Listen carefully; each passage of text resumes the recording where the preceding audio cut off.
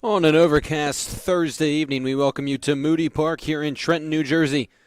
The Generals hosting the New York Phenoms here this evening. First pitch from Leo O'Hearn is a bunt down the third base line. Dorn charges, throws across to first in time to get the leadoff man, Isaac Pena, out on a bunt attempt down the third base line, and they're quickly one away here in the top half of the first inning. Well, you saw Mike Dorn at third base. We get a look at the rest of the Generals' defense. T.J. Wright, Jake DeClerco, Andrew Cole, that's left to right. Along the infield, Dorn, Patrizzi, Tomasetto, Cyprian, third to first. And Brandon Bucher does the catching for Liam O'Hearn tonight on the mound for the Generals.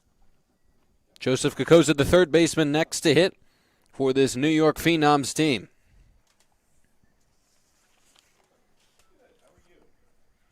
No one pitch, cut on and miss, and it's quickly 0-2.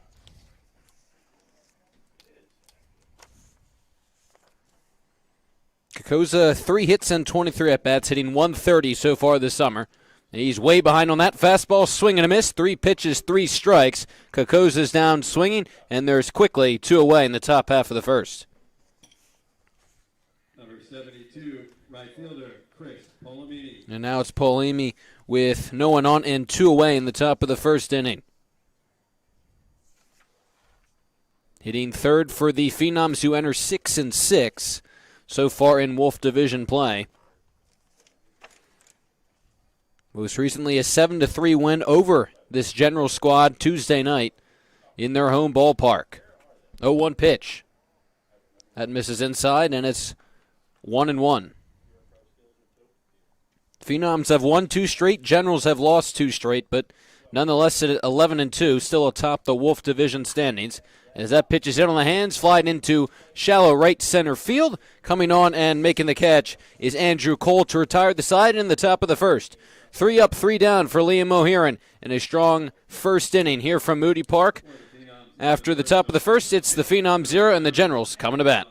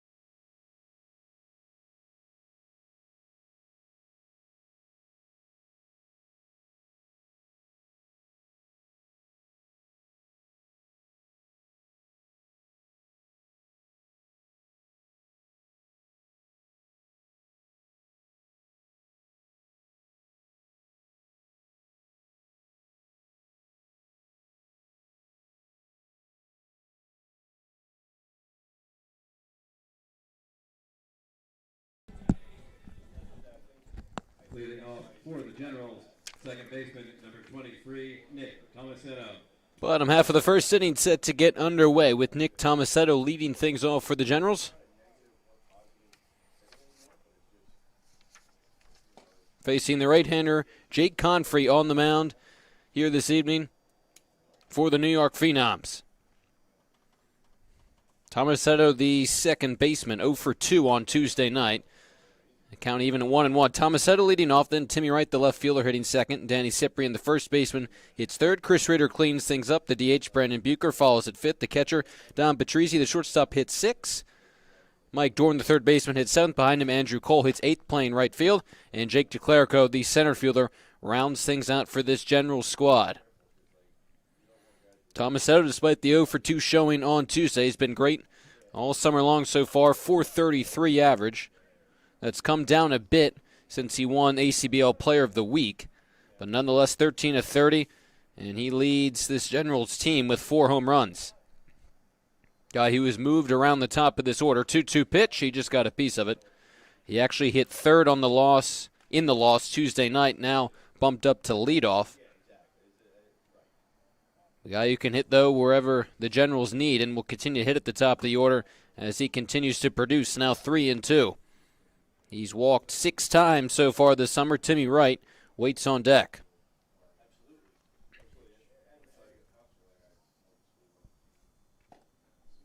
That pitch misses, and it's a leadoff walk for Nick Tomasetto. Number 19, left fielder, Timmy Wright. Brings up Timmy Wright again, facing the right-hander Jake Humphrey, 6'3", 250-pound right-hander from Rockland Community College, heading into his junior campaign, making his second appearance, first start of the summer thus far, as he deals to Wright in there for a called strike one. Pitch in relief, just 2 innings.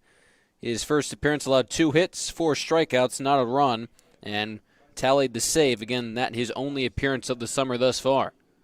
Tomasetto leads off at first, and now it's Timmy Wright coming up on Epneal. That hack quickly 0-2.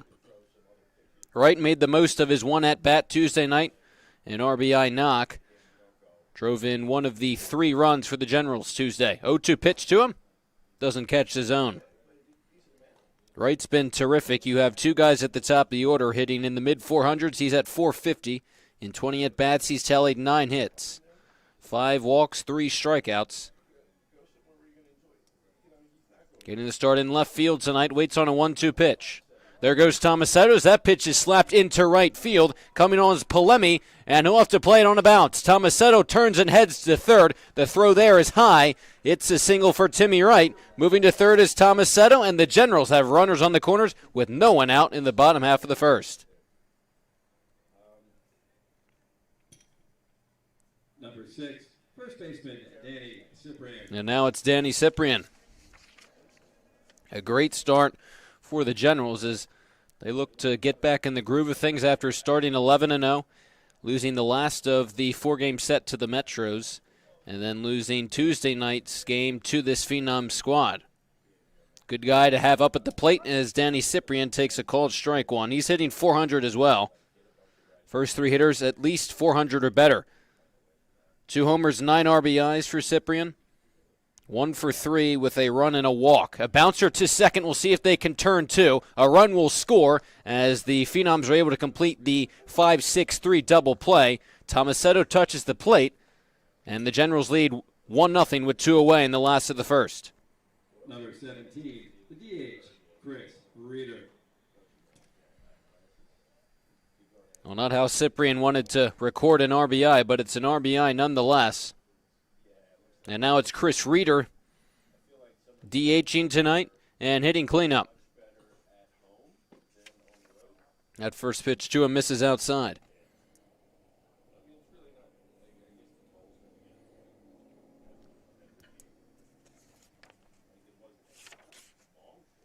Reeder, as he tops that one to third, down the line, fair ball. Long throw to first is low, and it will get away from the first baseman,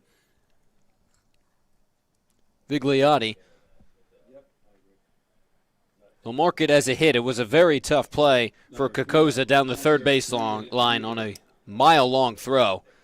So a 2-out base hit for Chris Reeder, and now it's the catcher, Brandon Bucher. As I was about to say before Reeder connected on that ground ball, him and Bucher split the game on Tuesday night against the Phenoms. Good block by Tsai behind the plate.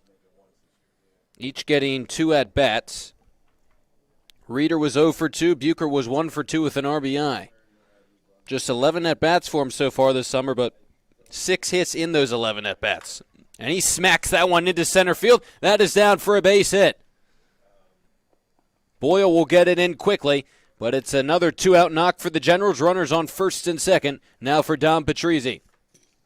Number 1, shortstop, Dom Patrizi. And this is what we're used to seeing from this Generals lineup.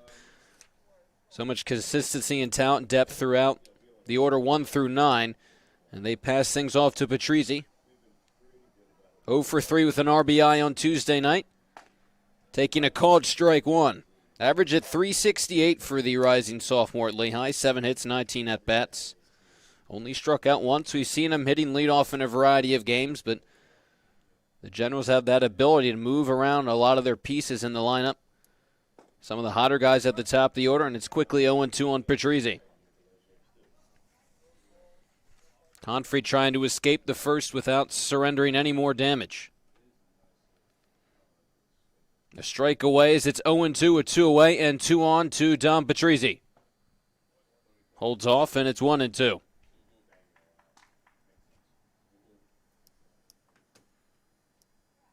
Patrizi playing short Tuesday night. Both of the Moat twins getting appearances in the infield as well, but right now it's Patrizi getting the start at shortstop. Takes that 1-2 pitch outside and low, now 2-2.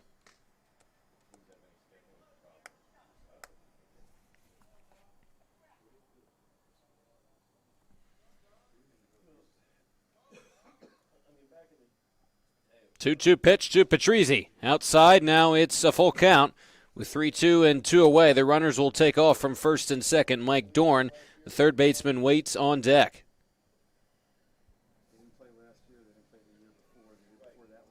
Nice job by Patrizi to work it from 0-2 now to a full count. Runners take off, and that pitch misses low. Great job by Patrizi to work the walk, and now the bases are loaded for Mike Dorn. Number 28, third baseman, Mike Dorn. 2 at-bats for Dorn on the loss Tuesday night.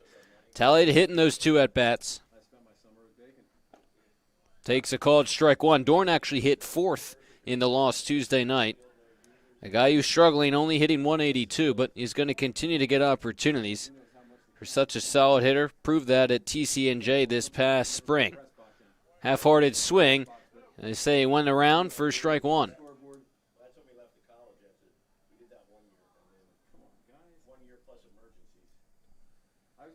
Looks like it actually might be 0-2 on Dorn. So 2 away, bases loaded. And the pitch. That one skips in there.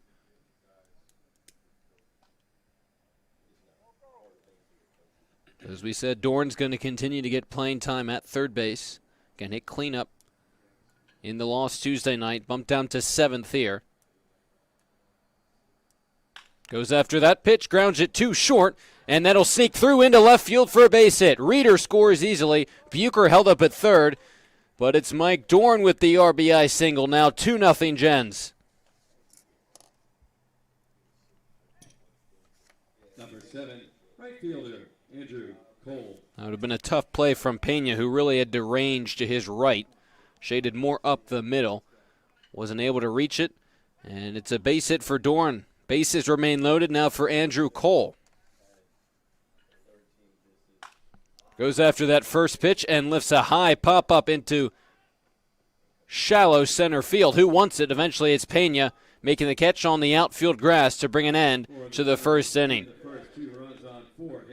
Generals send 8 runners to the plate, bring across 2 runs on 4 hits. In a fast 2-0 start, we move ahead to the top of the second.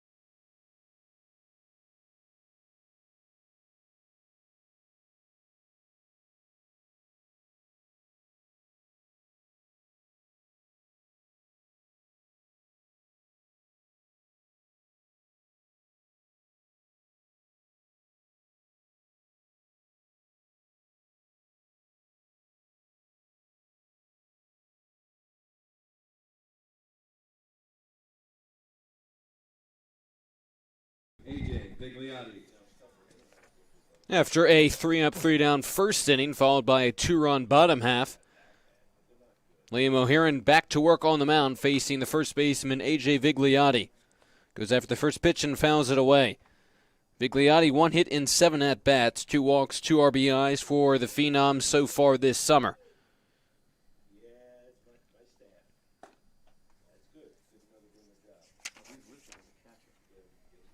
Facing O'Hearn, who is 2-0 on the summer. 2 games, 1 of those a start, so this being his second start of the summer. He's been terrific so far, as he misses high right there. 7 innings pitched, 5 hits, 1 earned run, 6 walks, 10 strikeouts. Comes out to a 1.28 ERA. A guy who was terrific his senior year at Lawrenceville High School this past spring. That pitch doesn't find the zone, 3-1. O'Hearn pitched to a 1.89 ERA this past spring and hit .289 as a hitter. 3-1 hack there by Vigliotti and a fly ball into shallow left field. Timmy Wright eventually settles under it and makes the catch for out number 1. 4 up, 4 down for O'Hearn to begin the game. And now it's Vito Tamonte stepping in. Phenoms looking for their first base runner of the evening. Tamonte 5 for 13, 385 average so far this summer. O'Hearn's a guy who's one of the younger starting pitchers for the Generals, especially who's made starts consistently. He's only made 2, but again, early on technically.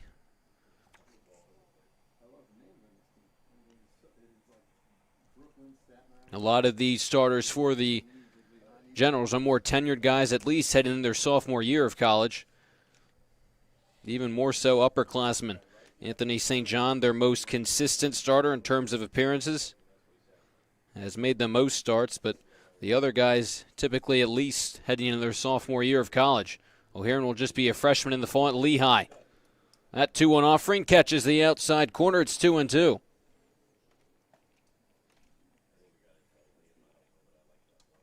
O'Hearn this season, 6 walks, 5 hits. He gets Tamonte to chase that one, his second strikeout of the evening, and there's 2 away in the second. And now it's Ellis Reed, the designated hitter. Reed will be a freshman at North Carolina A&T in the fall from Jersey City, New Jersey. And takes a first pitch strike. So getting back to the walks and hits for O'Hearn. He's a guy who's walked more batters than is allowed a hit to, which would indicate that has been the problem. Control, and you see that issue right there, plunking Reed. A painful way for the Phenoms to get their first base runner of the night, but that's how it happens, and now it's Aiden Body, the second baseman.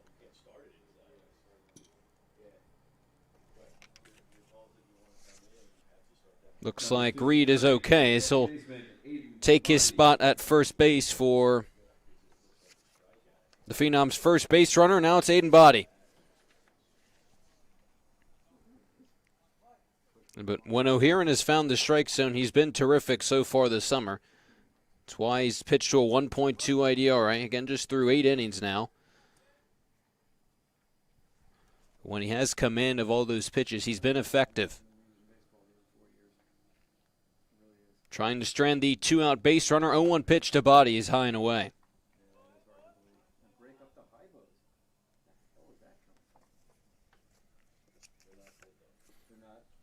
We'll see how long O'Hearn lasts tonight. Kings have a few other pitchers at their disposal, including Max McGrady. Good-looking breaking pitch in there for a called strike, too. Body, Boyle, and Sy. 7, 8, 9 in the Phenoms order, with 2 away in the top of the second. O'Hearn blows it by Body. Strong start to the inning and strong finish as well. O'Hearn retires the first 2 and then strikes out Body to strand the 2-out base runner. Through an inning and a half, it is still 2-0 Generals.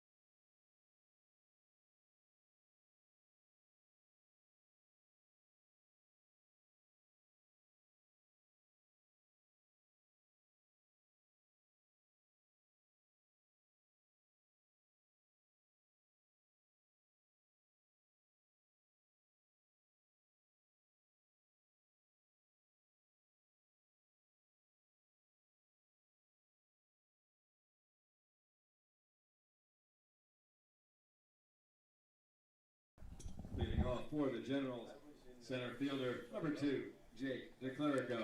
Jake DeClerico, the 9-hole hitter, leads things off for the Generals in the bottom half of the second. Full on that breaking pitch, 0-1. Leads things off after the Generals brought 8 hitters to the plate in the bottom half of the first, scoring 2 runs. And that one is chopped right back to Confrey. Nice job to glove it, and then throw out to Clerico at first base. 4 out, number 1 in the last of the second.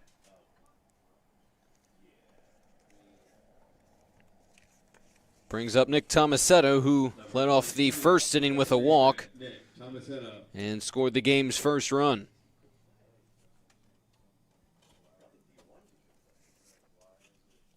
Big swing and a miss, and it's 0-1. Confrey again at Rockland Community College, where he appeared in 9 games this past spring. Started 4 of them, pitched 45 innings, allowed 25 earned runs, an ERA just under 5, as he's ahead on Tomasetto, 0-2.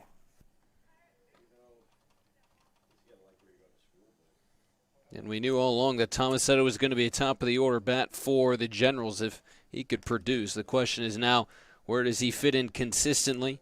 Because he's had some power as well, and that's why he's hit third in times this season, but hitting leadoff.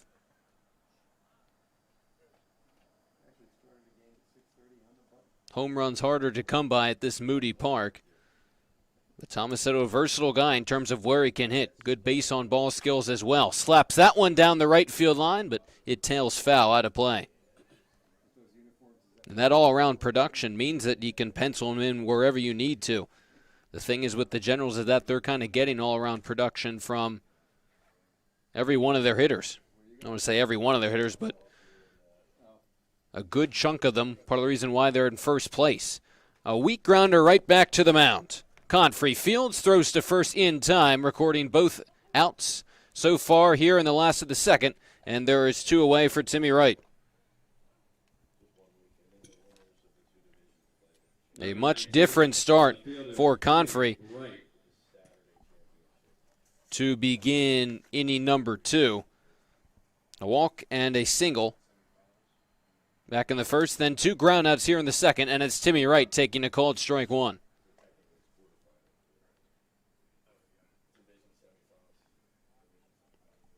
Who has been terrific so far this season, singled back in the first. And he's a guy who has continued to get reps at the top of the order because of how well he has hit. As he bounces that one up the middle, charging it short is Pena. Makes the play with plenty of time, throws across in time to first to retire the side. Great bounce back inning for Confrey. 3 up, 3 down on 3 groundouts. Now through 2 innings, 2-0 Generals.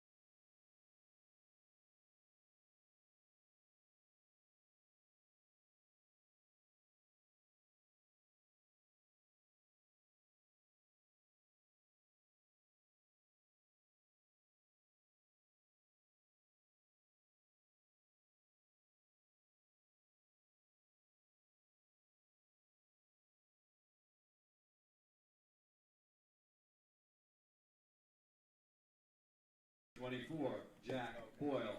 New inning set to get under play here at Moody Park, top of the third. Here with the Generals leading 2-0. Corey Miller here with you this evening. And as Liam O'Haron, having thrown 2 shutout innings already, faces Jack Boyle, who comes up empty on that hack, and it's 0-1. 8-9-1 for the Phenoms in the top of the third. Boyle hitting .222, 2 hits and 9 at-bats, including a homer and 3 RBIs this summer. Started 24 games at Amherst College this past spring in his freshman year. 22 hits and 79 at-bats for him. He drove in 14, as it's 1-1. The guy is incredibly fast in center field, ran a 6.65 60. One of the faster players on this Phenoms team. Grounds that one to second. Tomasetto to the glove and throws him out at first for out number 1. Brings up the catcher Lucas Ty to round out the starting 9 for the Phenoms. Again, who claimed victory Tuesday night 7-3 against the Generals. Just their second loss of the season. Phenoms improved to 6-6. 4th in the Wolf division, kind of the middle of the pack so far. Only 3 teams so far in the Wolf division who have a record of 500 or better. Generals, Metros, and Matrix.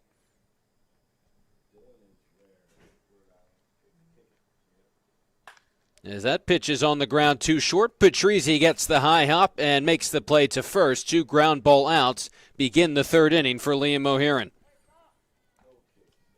Back to the top of the order, and Isaac Pena, who is retired on a bunt attempt down the 3rd baseline, his first time up.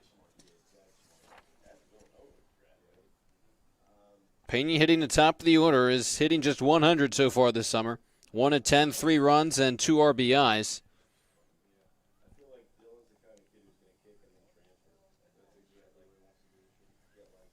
The Phenoms are a team that don't have a ton of pitchers.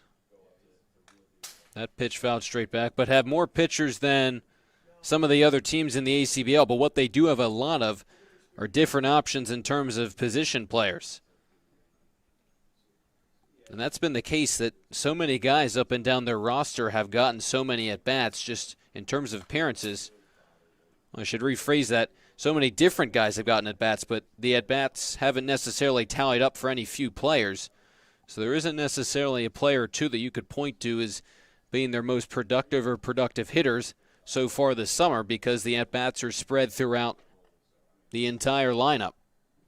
The entire roster, that is just about everyone's averaging around 6-7 at-bats, and no one player or players are coming away with more than the rest of the pack. A slow roller to second. Tomasetto charges, makes the play in time to nab Pena. 3 easy ground ball outs and another easy inning for Liam O'Hearn. Strong through 3 as we move ahead to the bottom of the 3rd. 2-0 Generals.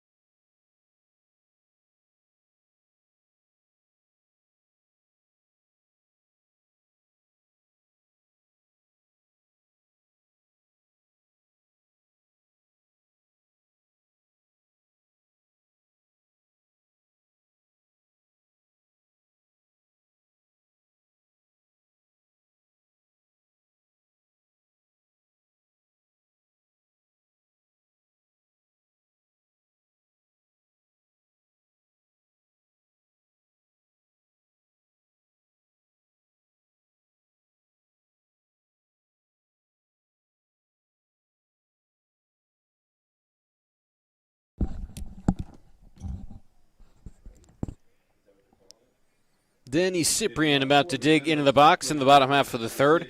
Drove in the game's first run on a 5-4-3 double play back in the 1st, hitting 3rd tonight. He was hitting 6 on Tuesday night. Big swing and a miss, 0-1. Guy who's hit 2nd, 3rd, 4th, 5th for this General squad. And it was a new look at the top of the order on Tuesday night. DeClerico and Cole were the first 2 hitters in the lineup. They're the last 2 tonight. Cole hitting 8th, DeClerico hitting 9th, but Again, it speaks to the fact that the Generals have the talent to hit those players at the top of the order, even with the production of Tomasetto and Wright. Another big hack from Cyprian comes up empty. He's down on strikes to begin the bottom half of the third. 17, the DH, Chris Reeder. But Reeder's a guy who's remained consistently third or fourth in the order. Moved down to fourth, especially the past few games. Had that big home run to end the game a few games ago against the Metros.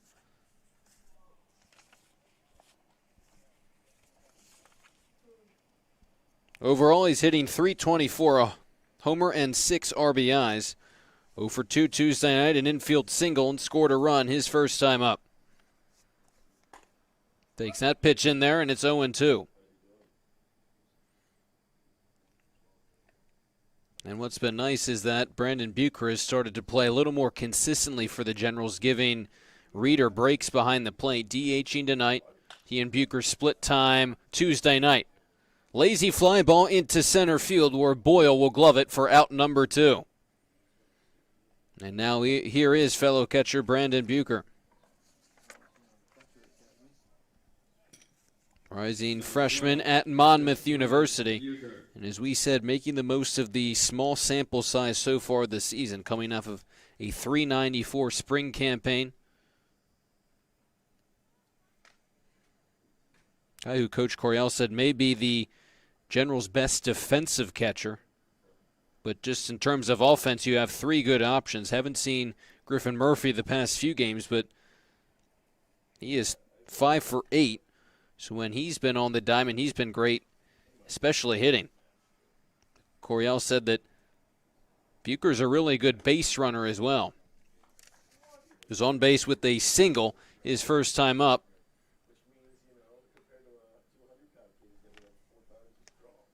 Goes after that pitch. Grounder to third. Making the play is Kokoza and firing low to first. But a nice job to dig it out by Vigliotti to retire Bucher and the side in the third.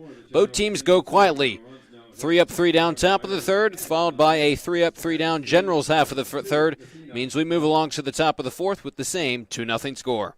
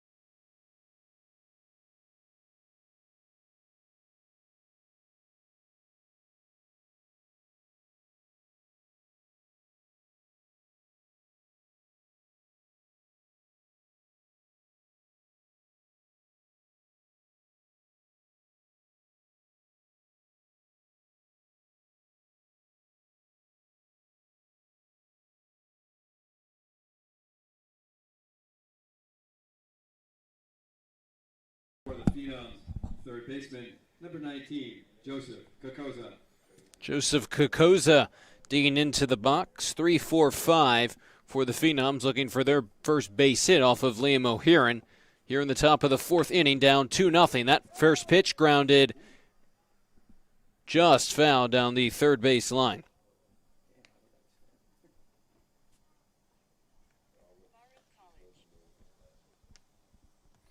Kokoza at Baru College will be a senior in the fall, where he's had 2 terrific past few campaigns. First as a sophomore, and then this year as a junior, where he hit .449. Late on that pitch, a grounder to short. Patrizzi has to hurry. The throw to first is in time, and a nice job by Cyprian to stretch down the line to nab Kokoza for out number 1.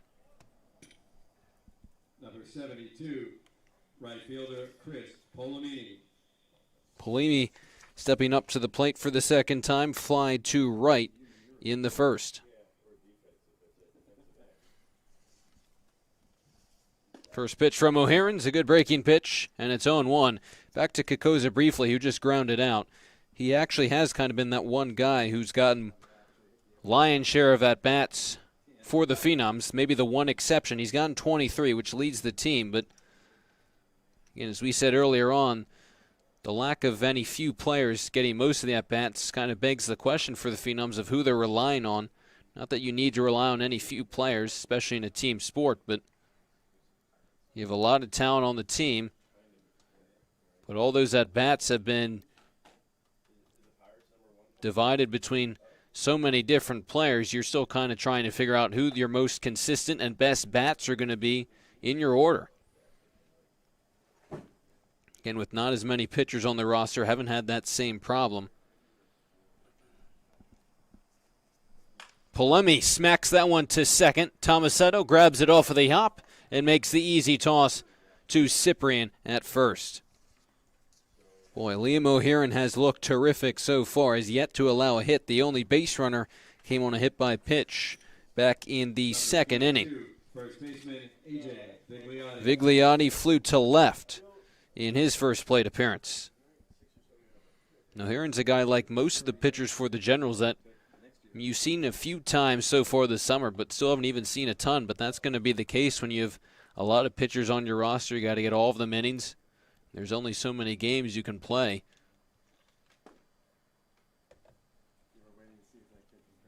But what you've seen from O'Haron has been sharp, especially tonight where he's limited the free passes thus far, none. The one hit by pitch, but as we said earlier, that's been the one issue. More walks than hits. He risks walking his first batter here as it's 3-0 on Vigliotti. But again, opposing teams have struggled to get hits off of O'Haron so far this summer. 3-0 to Vigliotti. Misses high, and there is the first free pass issued by O'Haron to put a two-out base runner on for Vito Damonte. Number 28, left fielder Vito Damonte.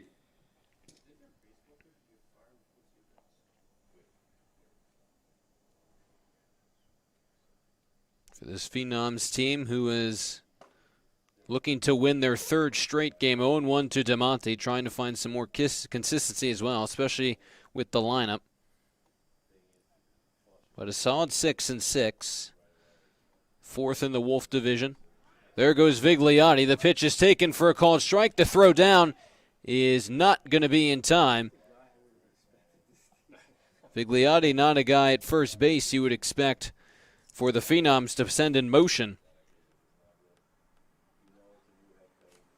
The guy who's technically listed as a catcher but playing first base tonight. Decent throw by Bucher. Perhaps O'Haron not really paying attention to him as well. Thinking the same thing. It's all for naught, though, as he tallies the strikeout of Damonte looking. The no-hitter's over, but the shutout's still intact for O'Haron through 4 innings. It's 2-0 Generals coming to bat in the bottom of the fourth.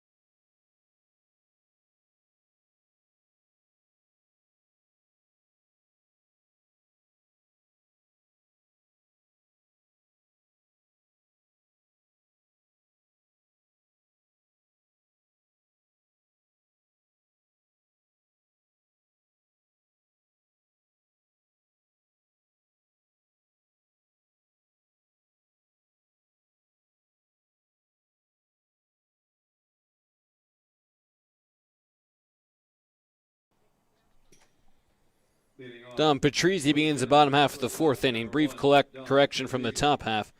No hitter still intact for O'Hearn as he has yet to allow a hit.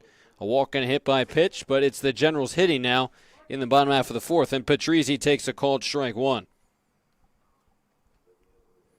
Guy who's been the best bat at shortstop for the Generals so far this summer, where it's pretty much been either him or either one of the Moat twins. Generals have a lot more depth at second base and third base. That last pitch, number 50 for Confrey, entering here in the fourth inning. 51st pitch misses outside, and it's 2-1 on Patrizzi.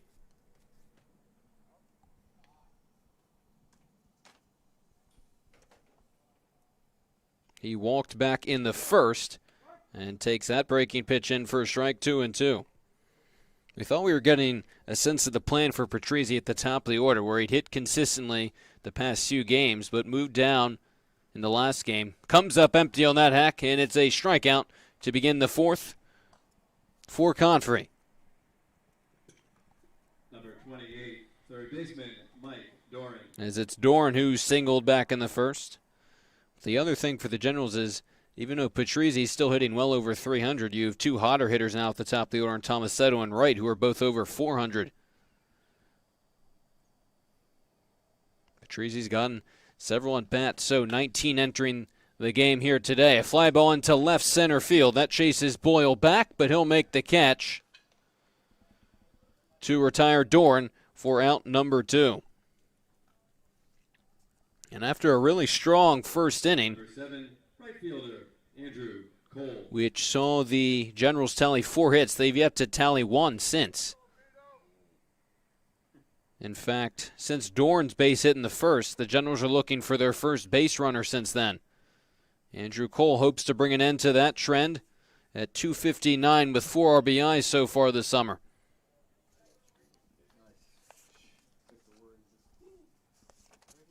As we said, he hit second Tuesday night.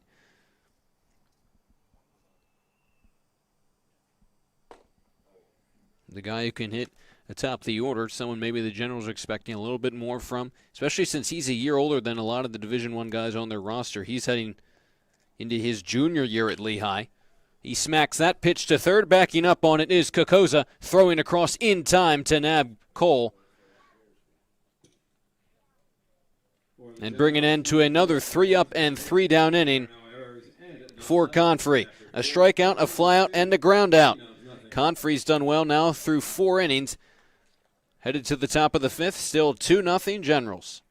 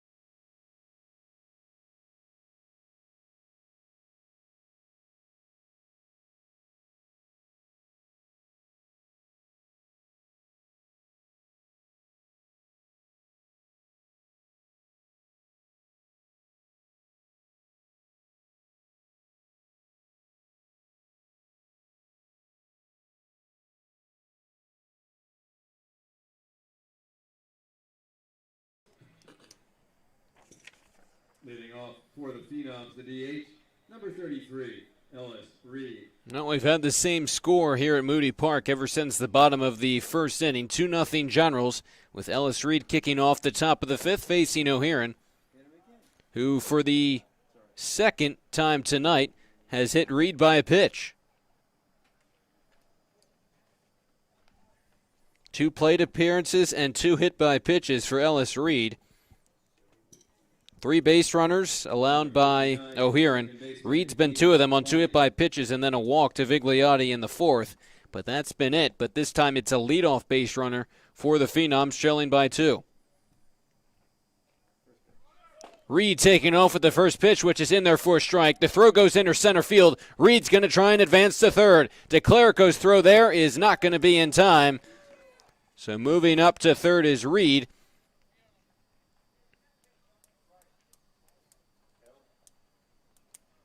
Stolen base and then an error on the catcher Bucher. Allow Reed to get 90 feet away. A prime opportunity for the Phenoms to get on the board, again still looking for their first hit of the night.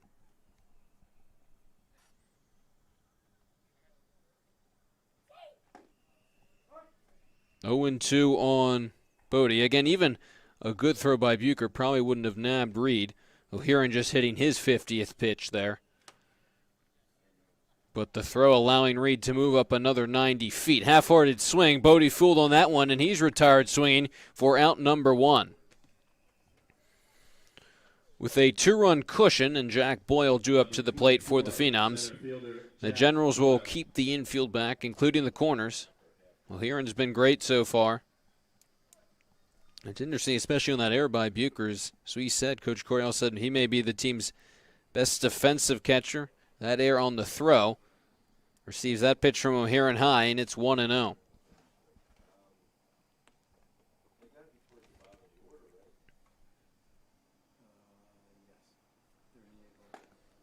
That a big swing and a miss, 1-1. The pitching so far for the Generals this summer has been good. There's not a ton of guys who have pitched innings in college, but a lot of guys who've thrown innings so far this summer that have been really good, including O'Hearn, who is now heading the count 1-2 on Boyle.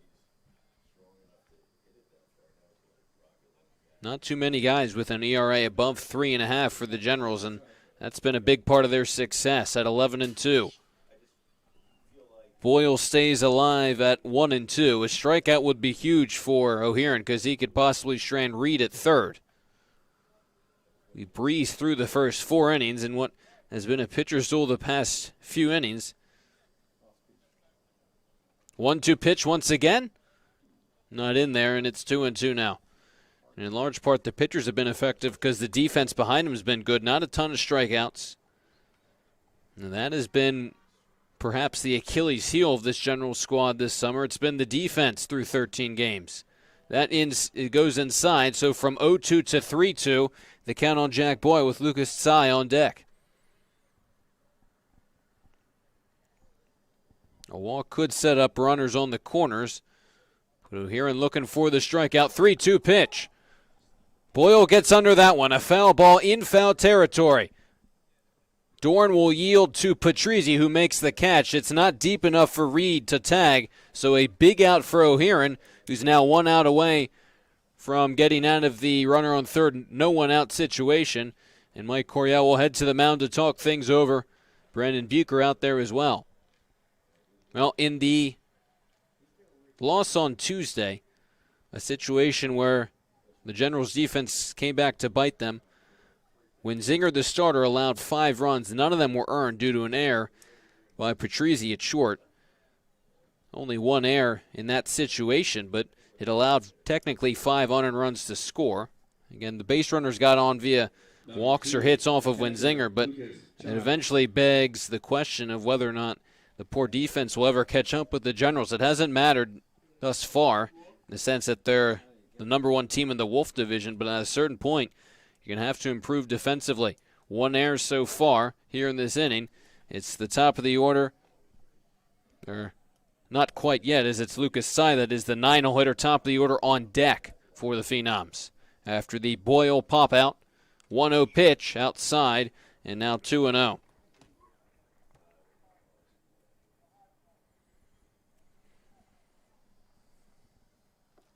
O'Hearn looking to strand that leadoff base runner. 2-0 pitch. Tsai lays off of that one. He grounded to short in the third. In a 3-0 hitters count, we'll see if he gets the green light with the top of the order and Isaac Pena on deck. 3-0 pitch to him. That's in there for a called strike 1.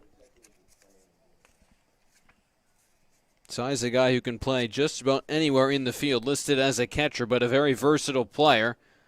Now waiting on a 3-1. Comes up empty, 3-2.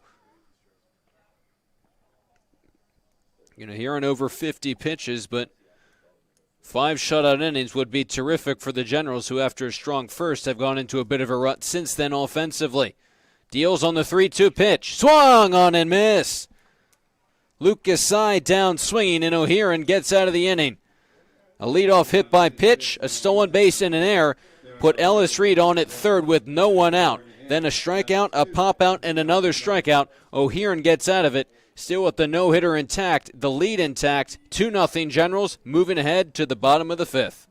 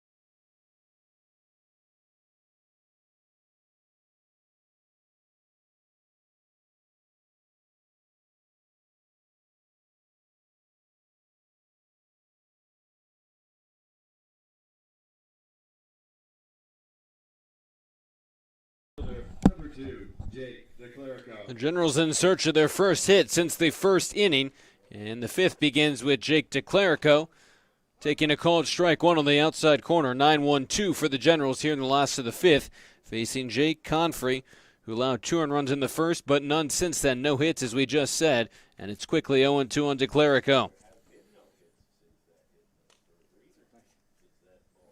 Generals would love if DeClerico can start to swing the bat even more than he has been. At 267, has kind of been an added bonus whether at the top or the bottom of the order. Almost like a second leadoff guy in terms of his base on ball skills, hitting skills, and great speed in center field. 2-2 on him now with no one out.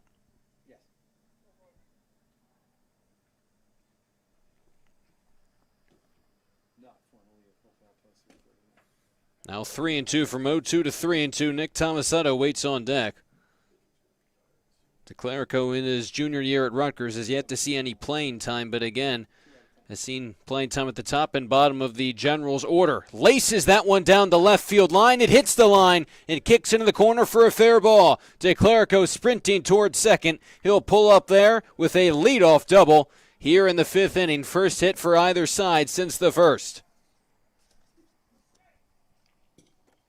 Number 23, second baseman Nick Tomasetto. That's what the Generals love to see out of DeClerico, especially at the bottom of the order, where he could be hitting at the top for a number of teams. He has for the Generals.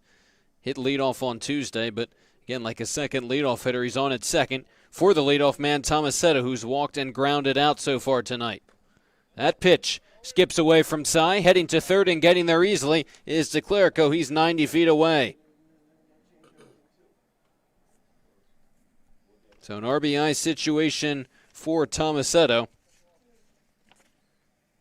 who has tallied 13 of them so far. 68 RBIs in his high school career. Phenoms bring the infield in, down by 2. That pitch stays high, and it is 2-0 on Nick Tomasetto.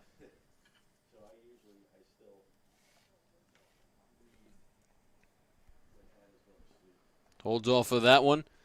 Now 3-0. Timmy Wright waits on deck, 1 for 2 with the single and a ground out so far. Here in the bottom half of the 5th inning from Moody Park, 2-0 Generals, threatening again after the leadoff double by DeClerico. Tomasetto the green light on 3-0, now 3-1 after the foul ball.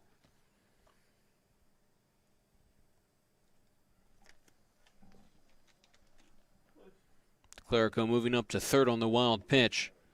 Then prime position for one of the Generals' best hitters, Tomasetto. Grounds on off the glove of Confrey. Bounces to second. The throw to first is not going to be in time, as coming across to score is DeClerico. Bodie had an opportunity to underhand flip that to Vigliotti, but such a tough play, especially with the speed of Tomasetto, and a tough bounce, as that completely changed directions after it hit Confrey's glove. So Tomasetto is going to be credited with an RBI single. It's 3-0 Generals, and now it's Timmy Wright.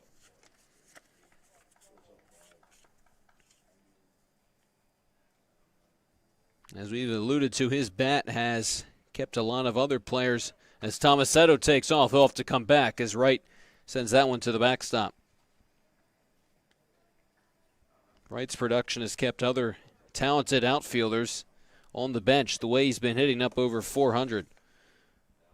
Corvelli, DeClerico haven't gotten as many consistent at-bats the way Wright's been playing. He's been a fixture in left field, and a guy that the Generals have entrusted at the top of the order, despite all the Division I talent they have around him. Gets under that one, lifts a lazy fly into left field. DeMonte comes in a few steps and makes the catch for the first out in the last of the 5th. Number 6, first baseman, Danny Cyprian. Right, hitting in between two D1 guys, and this is one of them, Danny Cyprian. Off of a strikeout in his last plate appearance. And that's one of the things about Cyprian is we talked earlier in the season about his versatility in terms of where he hits, his all-around production. Tomasetto off and running. The throw down to second is on the money to get him. A late jump and a great throw by Tsai. Guns down Tomasetto, and now there's 2 away with no one on. That pitch was in there for a called strike, so it's 0-1 on Cyprian. Confrey deals, and it's 0-2. But Cyprian, we've seen him at second and third base, but he can also play first base. He pitched throughout his high school career as well. Waits on an 0-2, which is low for a ball. But he's valuable at first base because that's one of the positions where the Generals don't have quite as much depth as at maybe second or third base. So valuable player, especially with the bat he brings. He's 0 for 3 now after coming up empty on that hack. Well, the Generals get a run. An RBI single by Nick Tomasetto after the double by Jake DeClerico means they now lead by 3 as we head to the top of the 6th. The Phenoms, nothing.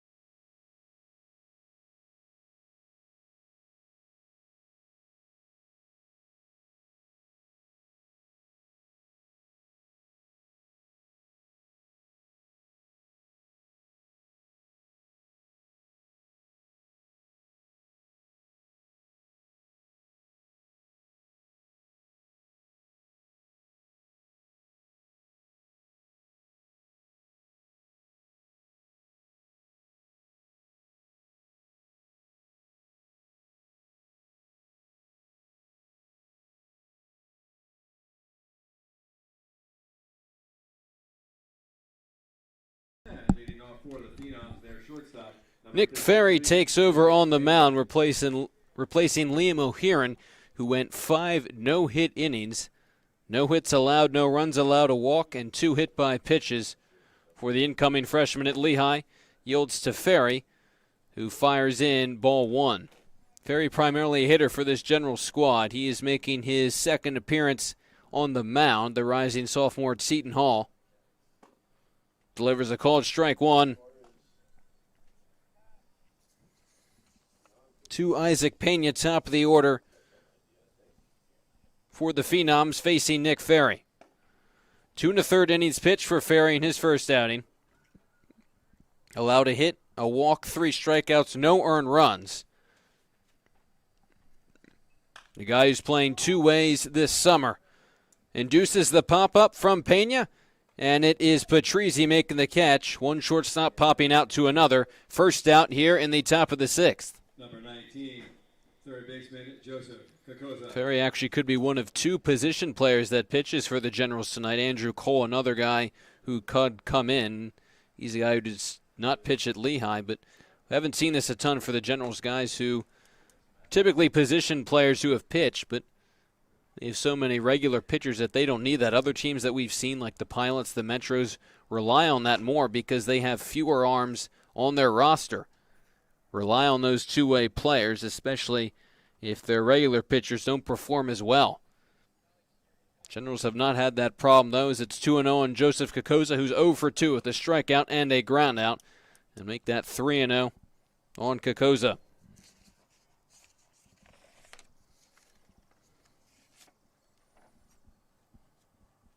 He's gotten a lot of at-bats, but still searching for some success at 1:30. Draws his 4th walk of the summer so far, and a 1-out base runner for the Phenoms as they still look for their first run of the night.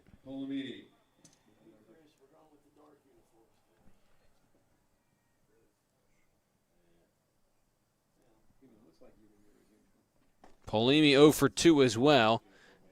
The right fielder facing Ferry for the first time, who's having a difficult time keeping his hat on as he delivers the pitch. Ferry has struggled a little bit at the dish as a hitter. As an outfielder, that one's grounded up the middle. Sliding stop by Patrizzi. Flips it to second. Back to first. Not quite in time. So reaching on the fielder's choice is Polimi. The final line on O'Hearn. 5 innings pitched, 0 hits, a walk, 6 strikeouts. The 2 hit by pitches, as we said, throwing just 64 pitches. Probably could have lasted longer, but again, other arms the Generals have to use. A defensive note for Trenton. Greg Cristino replaces Danny Cyprian at first.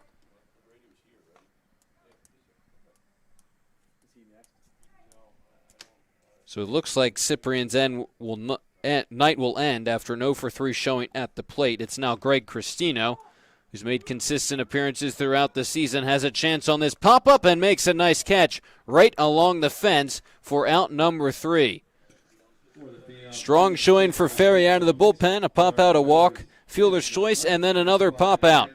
Still, no hits through the Phenoms through 6 innings thus far. The Generals coming back to hit with the 3-0 lead still intact.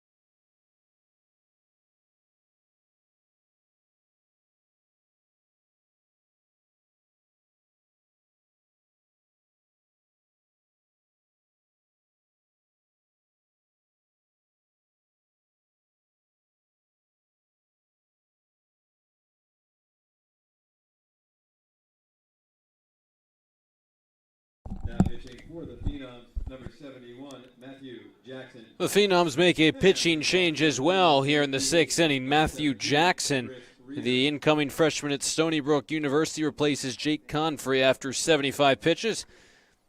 He went 5 innings, 6 hits, 3 earned runs, 2 walks, and 3 strikeouts. And really did a solid job after a 2-run Generals first. Limited the damage with the exception of a run in the 5th inning. Gives way to Jackson, who's listed as an infielder. Will be a hitter at Stony Brook in the fall.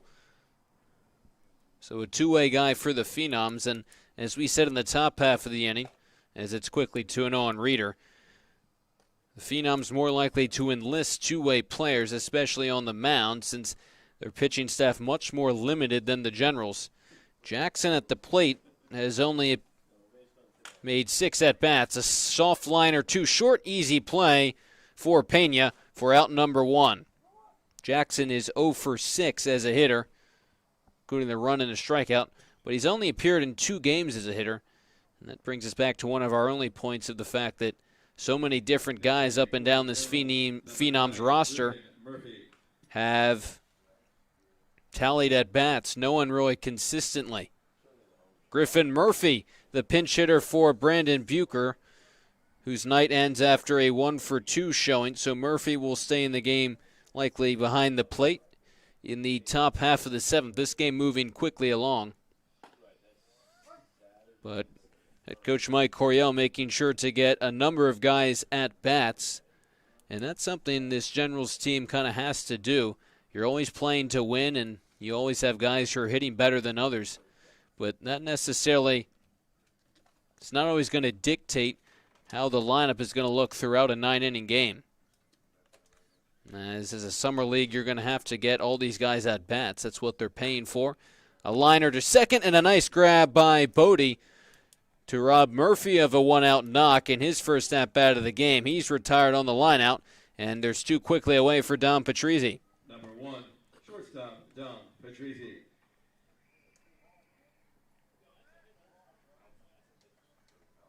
And that's one of the challenges of having more talented players, is getting them all playing time. The Phenoms, not as much difficulty. They have, as going after that first pitch is Patrizzi. Gets under it and will fly to left. Monty making the grab for a perfect first inning for Jackson out of the bullpen, keeping the Phenoms in it, but they still trail by 3 heading to the 7th inning.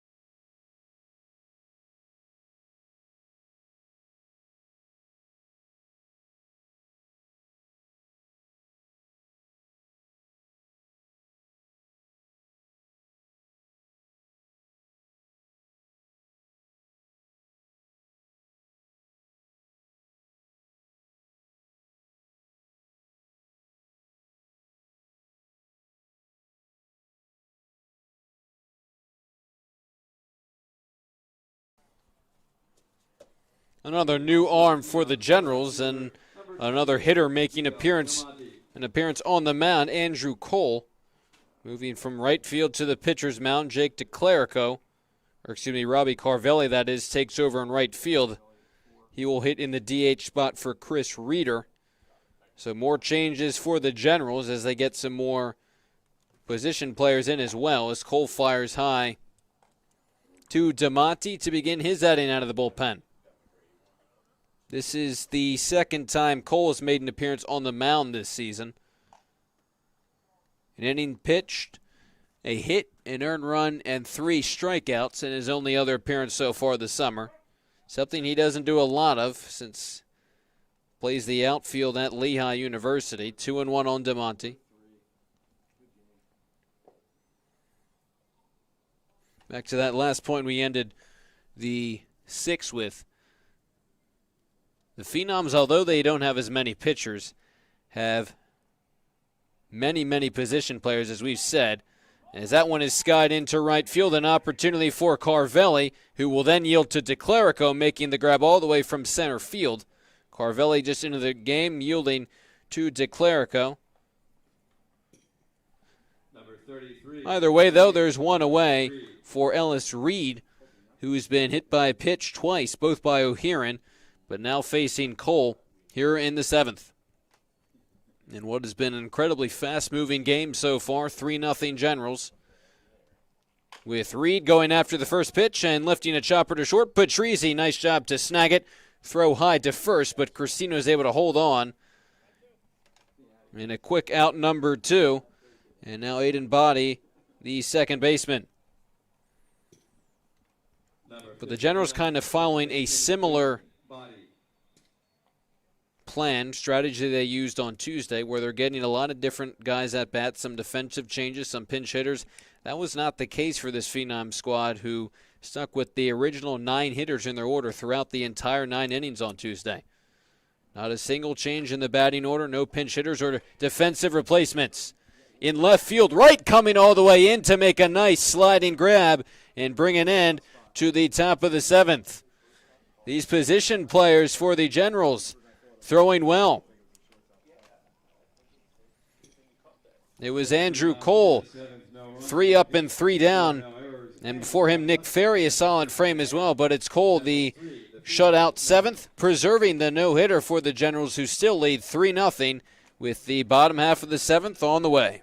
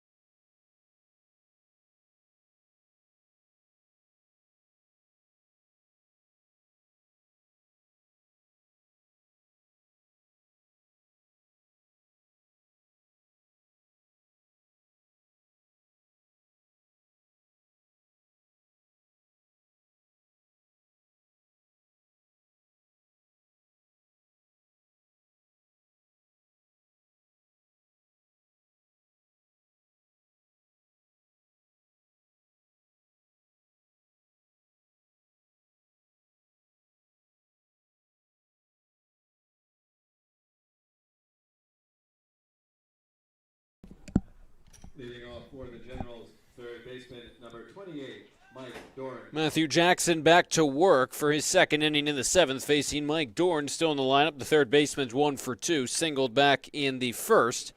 And looking for his second base hit of the night. Squares it up, but lines out to the right fielder, Polimi. And there's one away in the last of the 7th. It's Andrew Cole digging into the box, not as a right fielder, but as a pitcher right now. He's 0 for 2 with the pop out and a ground out off of that shutout 7th inning. No hits through 7 for the Phenoms. Possibly a combined no-hitter the Generals are looking for. 3-6-1 for the Generals. 0-0-0 for the Phenoms. Not often you see that through 7 innings.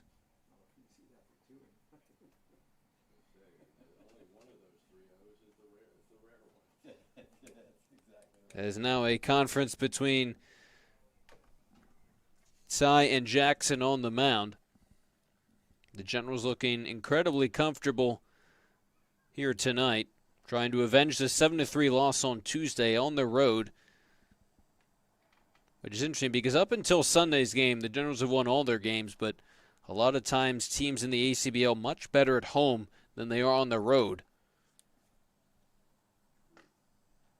Not something the Generals have had to worry about just yet, but we'll see if that's a trend that continues. They'd ideally like to play as good a baseball both home and on the road, but a much better game here tonight than in Tuesday's loss. They'll be back home on Saturday in a doubleheader against this Phenom squad at 11 a.m., assuming weather permits it. 2-0, a big hack from Cole, now 2-1. We'll see if he remains on the mound in the 8th. Max McGrady, the other available arm for the Generals, possibly closing things out. That pitch forces Cole to back out of the way. 3-1, Jake DeClerico off of that double and the run scored. Waits on deck. He did that back in the 5th inning. Jackson behind the count, 3-1, and now 3-2.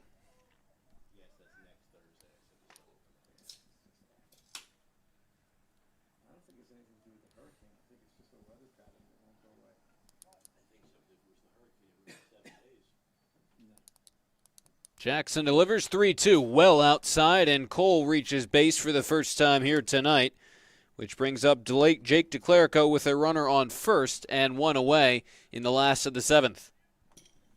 Number 2, center fielder Jake DeClerico.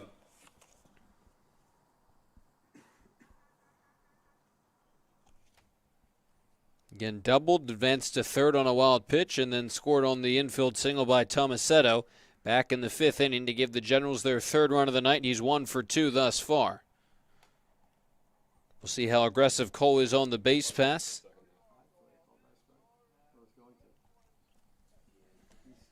And DeClerico, part of this extremely talented Generals outfield. And a big part of their success so far this season has been how productive both the pitchers and the hitters have been throughout the roster. Getting contributions from a variety of guys, including most of their bigger names. 2-0 on DeClerico. Jackson had been good up to this point, but now having a difficult time finding the strike zone. 3 straight balls to DeClerico. Looks like we'll have a pinch hitter on deck for Nick Tomasetto, one of the Moat twins in the on-deck box. That time it's a strike, though, 3-1. That is Christian Moat, who looks like will come in as a pinch hitter for Nick Tomasetto. It was 1 for 2 with a walk and a single here tonight. As taking off his Cole, that pitch is in there for strike 2. The throw down gets away from Bodie, so Cole's in there with the stolen base. And now it's 3-2 on DeClerico.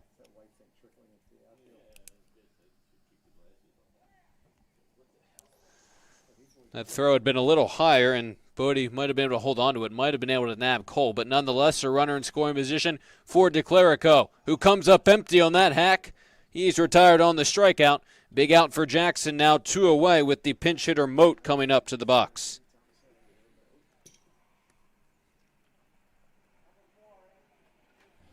And this is a situation where even though Tomasetto's been the far better hitter, you need to get all these guys at bats. Moat got 2 of them last night. He was 1 for 2, as was his brother.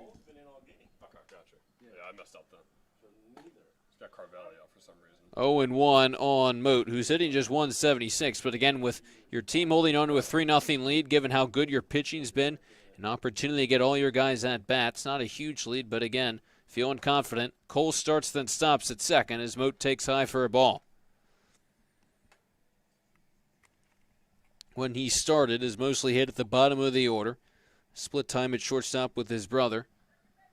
They've also been in the game together as a shortstop, second base duo when they've been in together. 1-1 pitch to him in the dirt. Good job by Ty to smother it, and it's 2-1.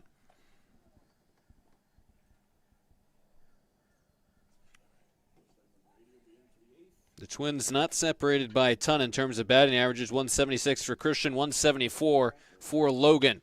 Christian with a shallow fly into left center field. It sends Boyle to his right, and he will make the grab to bring an end to the 7th inning. The Generals get a base run on the walk by Cole. He gets to second, but no further. It's still 3-0 Trenton as we head to the top of the 8th in prime position with Max McGrady on his way to the mound.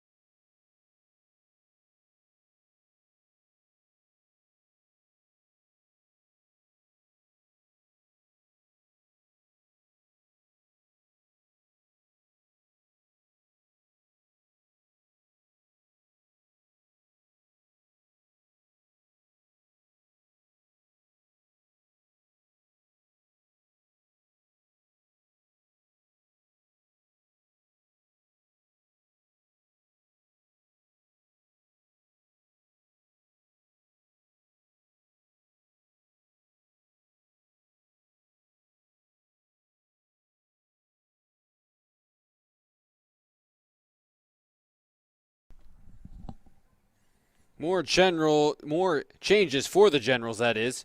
Now in the top of the 8th, most obvious being Max McGrady on the mound, whose first pitch to Jack Boyle was chopped foul. McGrady replaces Cole on the mound, but technically he will come on to replace Jake DeClerico in center field. Cole moves out to right field, which pushes Carvelli to center, from right to center. And then Logan Moat, a defensive replacement at shortstop. A weak grounder up the middle. Moat smothers it. It was off the glove of McGrady. But nonetheless, a base hit, a soft base hit for Jack Boyle. Might have skimmed the glove of McGrady. Nonetheless, a single. And that will bring an end to the Generals' no-hitter. It was a combined no-hitter through 7 innings. Tough way to lose it on a soft ground ball. Now you have to contend with Boyle's speed on it first. Up to this point, the only base runners for the Phenoms, with Lucas Sy batting now, was a walk and 2 hit by pitches. But now a leadoff single. It is 3-0 Generals. Sy behind on that pitch, and it's 1-1.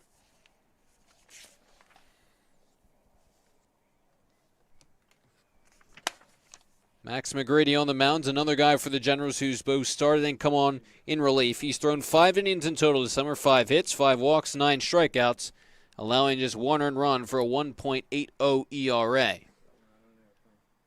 Checks Boyle, who takes off for second. The pitch skips in there and hits Sy.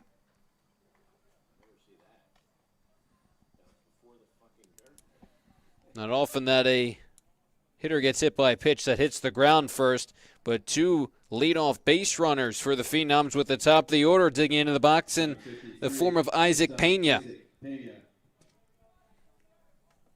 And not the start you were expecting from McGrady, considering those numbers and considering the two guys who preceded him. Two guys who are primarily position players through shutout innings. Doran still at third base, with Pena taking a called strike one.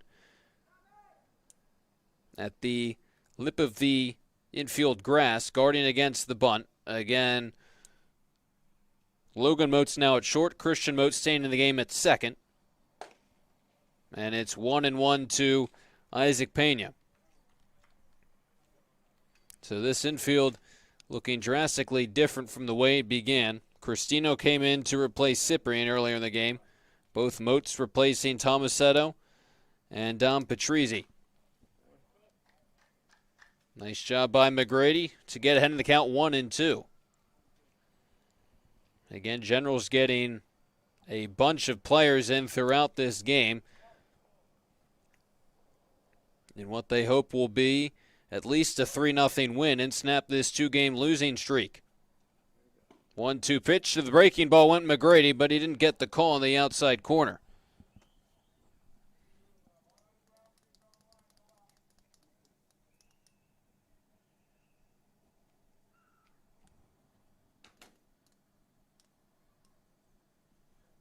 Two-two pitch, and Pena is late on that one.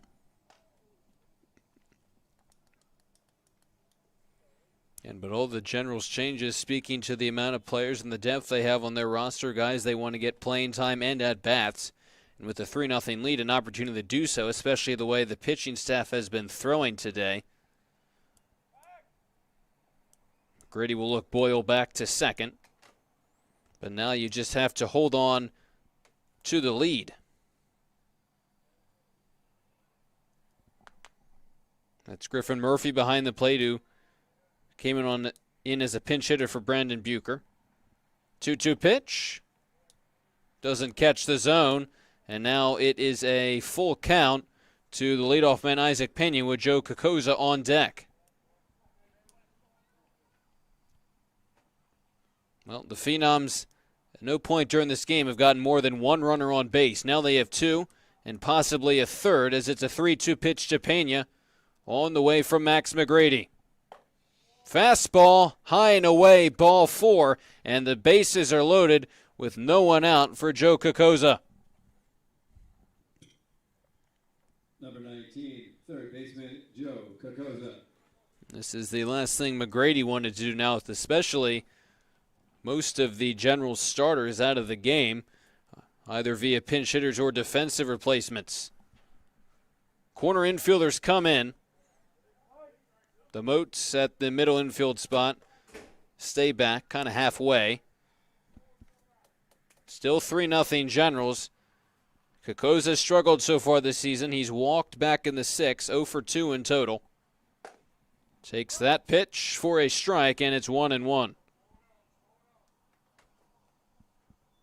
This is a situation where there's not really anyone the Phenoms have in the heart of their order has been incredibly productive, and they look to as the RBI man to drive in some runs. They have a good amount of Division I guys, but guys like Joseph Manella, Matthew Jackson, who's appeared as a pitcher but not as a hitter. Ellis Reed, a D1 guy, but he's not due up till the 6th spot in the order. No one thus far that has necessarily come through for them. And a lot of the D1 guys have struggled with the bat offensively. That includes Robert Rispoli, the incoming freshman at University of Connecticut, who's only hitting 182. But again, limited at bats for a lot of these guys, as there's a lot of hitters. 2-2, McGrady will deal to Kokoza, who takes that pitch just a bit low. Now with nowhere to put Kokoza, 3-2, no one out, and the base is loaded. Palemi waits on deck. McGrady in trouble. Kokoza, a good opportunity here, trailing 3-0, taking that one high for a ball. It'll force in a run, and the Phenoms are finally on the board here in the 8th. It'll send Mike Coryell to the mound. with Polemi next to hit.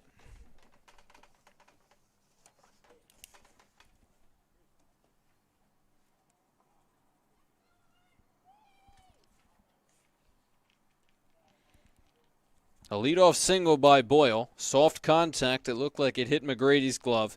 He just scored on the walk. Then Cy was hit by a pitch that bounced first. A walk to Pena, and then a walk to Kokoza. The last two hitters had 2 strikes on them, too. So it's a bases-loaded situation for Polemi with one already in the 8th. Again, tough spot for McGrady. Cole and Ferry, who both pitched an inning, primarily position players, were terrific on the mound. In fact, Cole threw a 3-up, 3-down inning. But back to a regular pitcher in McGrady, and he struggled so far. He's been great so far this summer through 5 innings, but right now having a hard time finding the strike zone consistently. And in theory, it was going to be 2 fairly easy innings for McGrady to lock down the save. As that pitch is hit hard and into left field for a base hit. Cy scores from third. Being held there is Pena, so each runner moves up 90 feet, but now it's 3-2 Generals, and the tying run 90 feet away.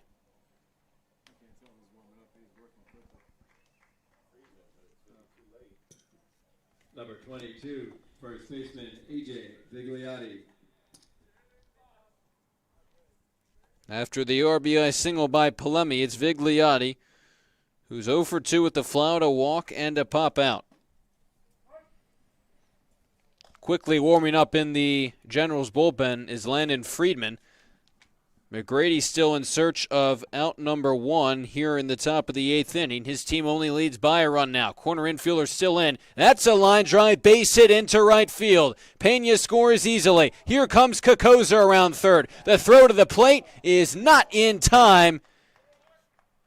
And Kokoza scores the run on a 2 RBI single by A.J. Vigliotti. And just like that, the Phenoms jump out in front. A huge turn of events. Coming into this inning, the Phenoms hadn't even tallied a hit. And now they have 3 of them and a 4-3 lead. Bases not loaded as both runners take off. The throw will go down to second. And out there is Vigliotti, who knew it right away. Good awareness by Murphy to throw down to second, which was the slower runner. So getting up to third is Polemi. And bases were not loaded, but there was still no one out. Now there's 1 away with a runner on third. And the Generals will bring the infield in. It's DeMonte now swinging at that pitch, flying it into right. Moving back on it is Cole. He'll make the catch. Tagging from third is Polemi. The throw to the plate will be up the third base line and well late. So an insurance run added on for the Phenoms. It's now 5-3 with 2 away and the base is empty. Number 33, the DH, Ellis Reed.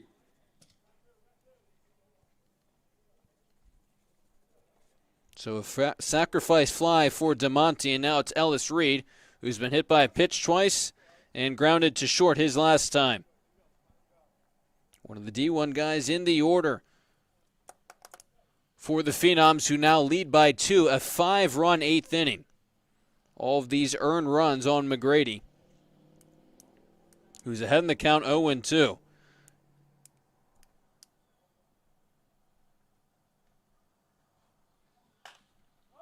Reed skies it into right field. Cole moving towards the line will make the catch to bring an end to the top of the 8th, but not before a huge turn of events. 5 runs come in on the back of 3 hits for the Phenoms.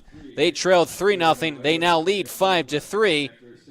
Were no hit through 7. Now they lead 5-3. New pitcher coming in for them. We'll find out who it is in the bottom half of the 8th. A brand new ball game here from Moody Park.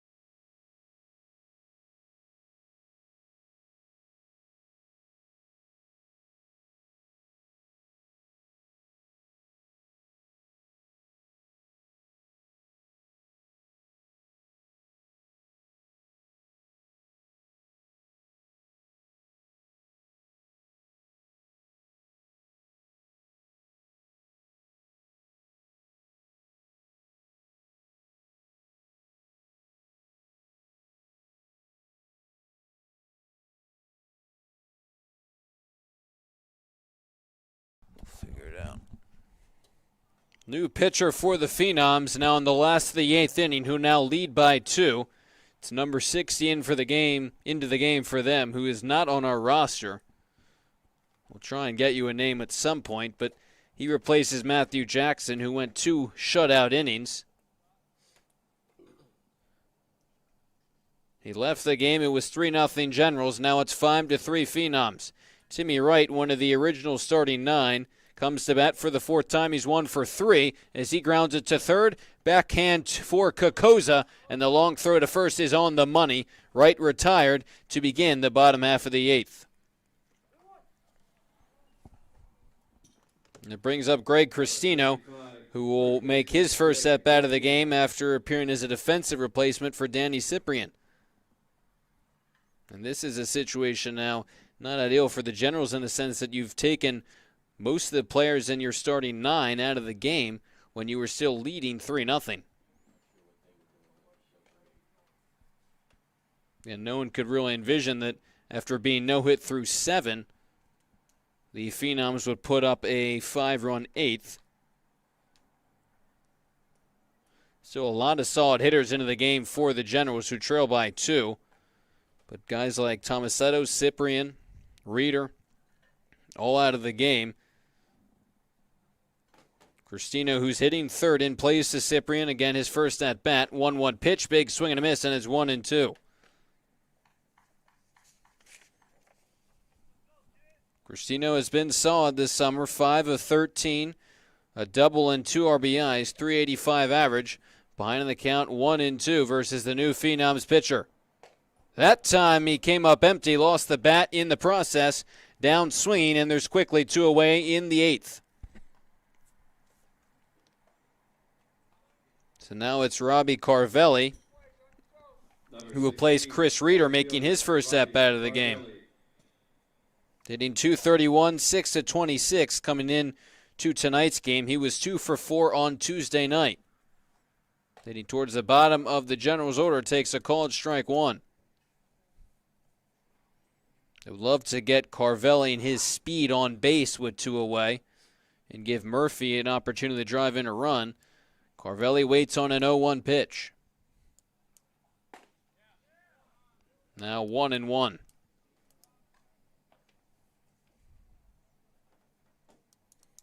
Carvelli runs a sub-6 760. Top 10 60-yard dash, second in his class. Waits on a 1-1 pitch with 2 away. Swing and a miss, 1-2. If he can't get on, then it would be 5, 6, 7 due up for the Generals in the bottom of the 9th. Trailing by 2. Carvelli lays off of that one, and it's 2-2.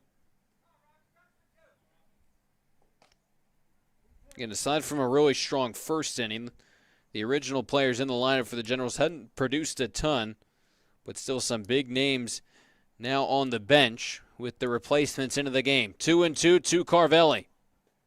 Way outside, count goes full with Griffin Murphy on deck. He's 0 for 1 after pinch hitting for Bucher, but first things first, it's still Carvelli up at the dish. The incoming freshman at Lehigh. His first at-bat of the night was 2 for 4 Tuesday night. Looking to get on with 2 away for the Generals, who now trail by 2. 3-2 pitch outside, and a great job by Carvelli to draw the 2-out walk. We'll keep an eye on him at first base with Murphy stepping into the box. Number 9, catcher Griffin Murphy. A very limited sample size for Murphy coming into the game, 5 of 8. So he technically leads the Generals in average at 625, but again, just 8 at-bats, 9 if you count the line-out back in the 6th inning. Big opportunity for him to at least drive in 1 here. Carvelli staying put at first on that first pitch, which missed low and away. 3 RBIs on the season for Murphy. Rising junior at Arcadia. We've seen all 3 catchers from the Generals here this evening. Throw over on Carvelli. He dives back in. Would be surprised not to see him off and running at some point during this at-bat. Try and get him in scoring position. Stays put, as it's now 1-1 on Griffin Murphy.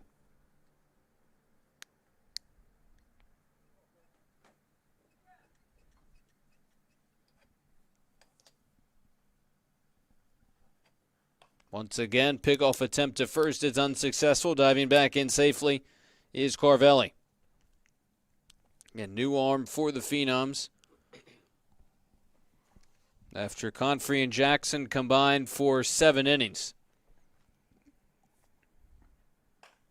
Murphy behind on that one, lifts it foul, 1-2 now.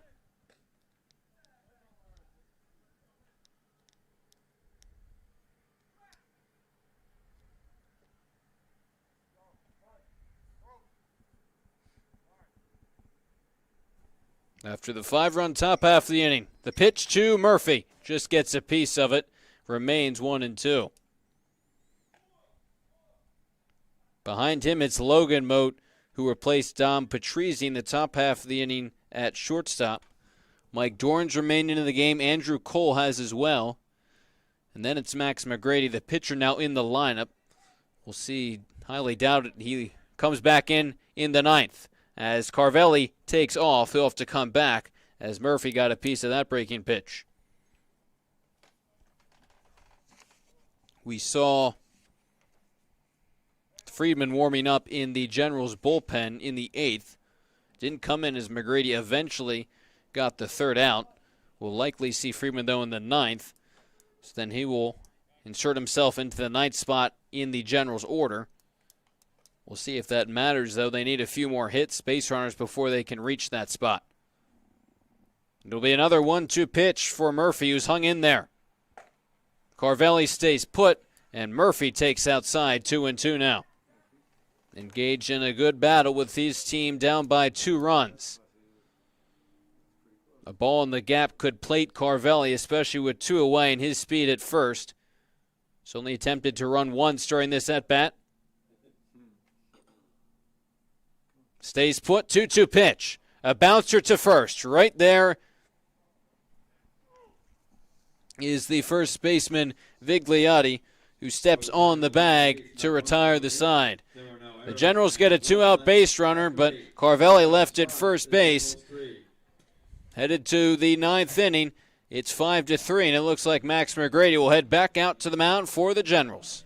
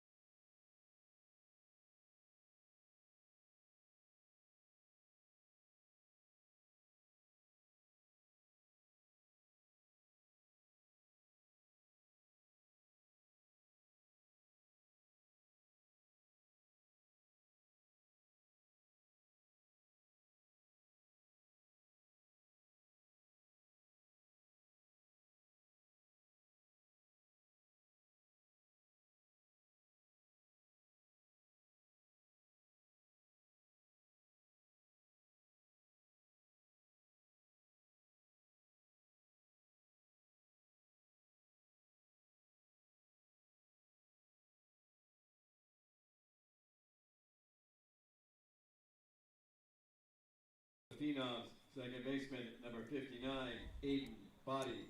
7-8-9 due up for the Phenoms to begin the 9th inning. Despite what I thought, it is still Max McGrady on the mound. Generals hoping to avoid using Landon Friedman. And McGrady looking for a much different outcome here in the 9th. First pitch is in there for a called strike 1. The Phenoms nearly batted around against him in the 8th. And what initially was the problem was locating the strike zone for McGrady, hit by pitch, 2 walks. He actually walked in a run. allowed 5 in that frame. But if he gets into trouble here, you got to imagine Generals will be quick to pull him and put Friedman into the game. It's 0-2, though, on Bodie. Big swing and a miss. Good start for McGrady for out number 1 in the 9th.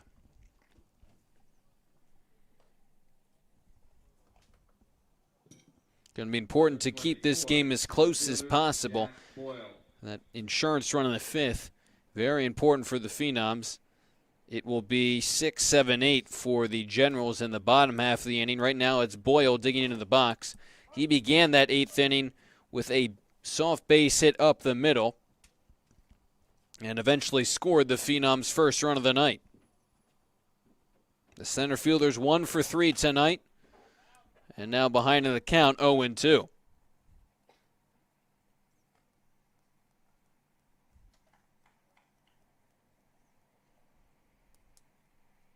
Those hitters for the Generals in the 9th. It's Logan Moat, who will be making his first at-bat of the game after replacing Patrizzi at short defensively. Mike Dorn, who's been there in there all 9 innings, as is Andrew Cole, who will follow.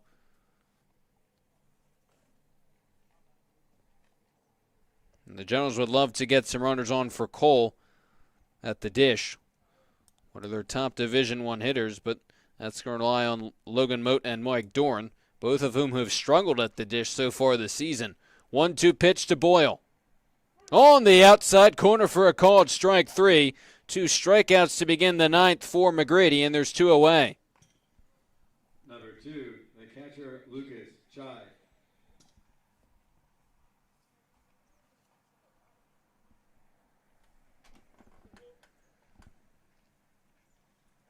Sign out up to bat. Generals pitcher, it seems like maybe Friedman just finished warming up, so he's available should they need him. But McGrady has looked sharp here in the 9th. A bloop shot down the left field line, right in pursuit, but it lands in foul territory, so now it's 0-2 on Cy, who was hit by a pitch back in the 8th. The other question for the Generals will be McGrady's spot due up 4th in the bottom half of the 9th. He's technically into the game as a hitter, getting rid of the DH from their defensive changes. So if he comes to bat, the question will be, who do the Generals turn to as a pinch hitter? So imagine we'd see McGrady hitting for himself. Now 1-2 on side with 2 away, no one on in the 9th. Now 2-2. The Generals don't have a ton of hitters left, though.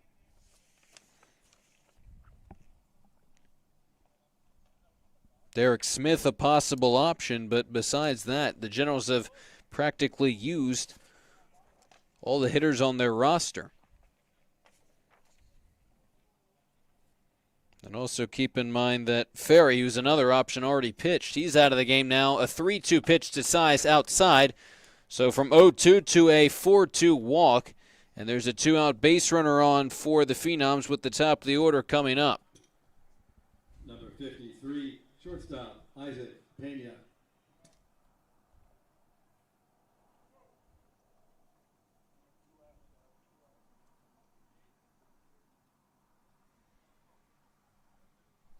Pena walked and later scored a run in the 8th inning. At the top of the order, he's still looking for his first hit as he slaps that one foul down the left field line.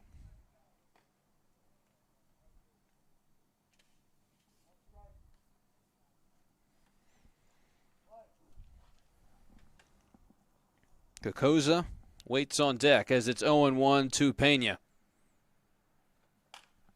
He pops this one up. In foul territory behind home plate, Murphy whips off the mask and makes the grab to end the Phenoms half of the 9th. Much better inning for McGrady. The 2-out base runner, but other than that, he was sharp. But the Generals down to their final 3 outs. They trail by 2, 5-3. Bottom half of the 9th upcoming.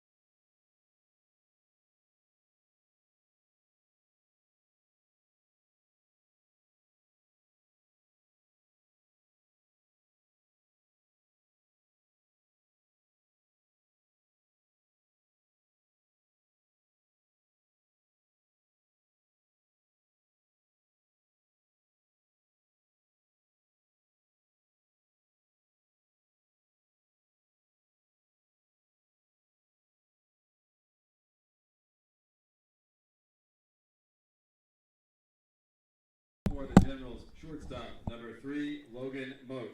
Last licks for the Generals, down by 2 in the last of the ninth, and Logan Moat makes his first plate appearance of the night. Defensive replacement for Don Patrizzi, one of many pinch hitters and or defensive replacements the Generals used when they were up 3-0 at the time, were no-hitting the Phenoms, but then a 5-run 8th inning gave the Phenoms a 5-3 lead, looking to hand the Generals their third straight loss. 6, 7, 8 for the Generals. Moat, Dorn, and then Cole, and then McGrady spot in the order. I said in the top of the ninth that the only available hitter off the bench could be Derek Smith. That's not true. Aiden McNelly, a guy the Generals have yet to use, and that would be a big hitter off the bench for them. But they need to get someone on for that spot in the order to even come up. McNelly, who has not appeared here tonight, hitting .375 this year, was 2 for 4 in Tuesday's loss. Again, the Generals need a base runner before they can think about that, though. Logan Moat ahead in the count, 2-1. Again, his first plate appearance of the night, and asks for time. Dorn waits on deck. He's 1 for 3. He's been there all game long. And then Andrew Cole, who split time between right field and the pitcher's mound tonight. Moat, a slow grounder down the third base line. That ball's going to stay fair. Going to be a tough play. The barehanded try by Kakuza won't be in time. Not what Logan Moat had in mind, but the Generals will take it. A leadoff infield single. And that's what the Generals needed, because now the tying run is up at the plate in Mike Dorn. Singled in the first, then has flown out twice.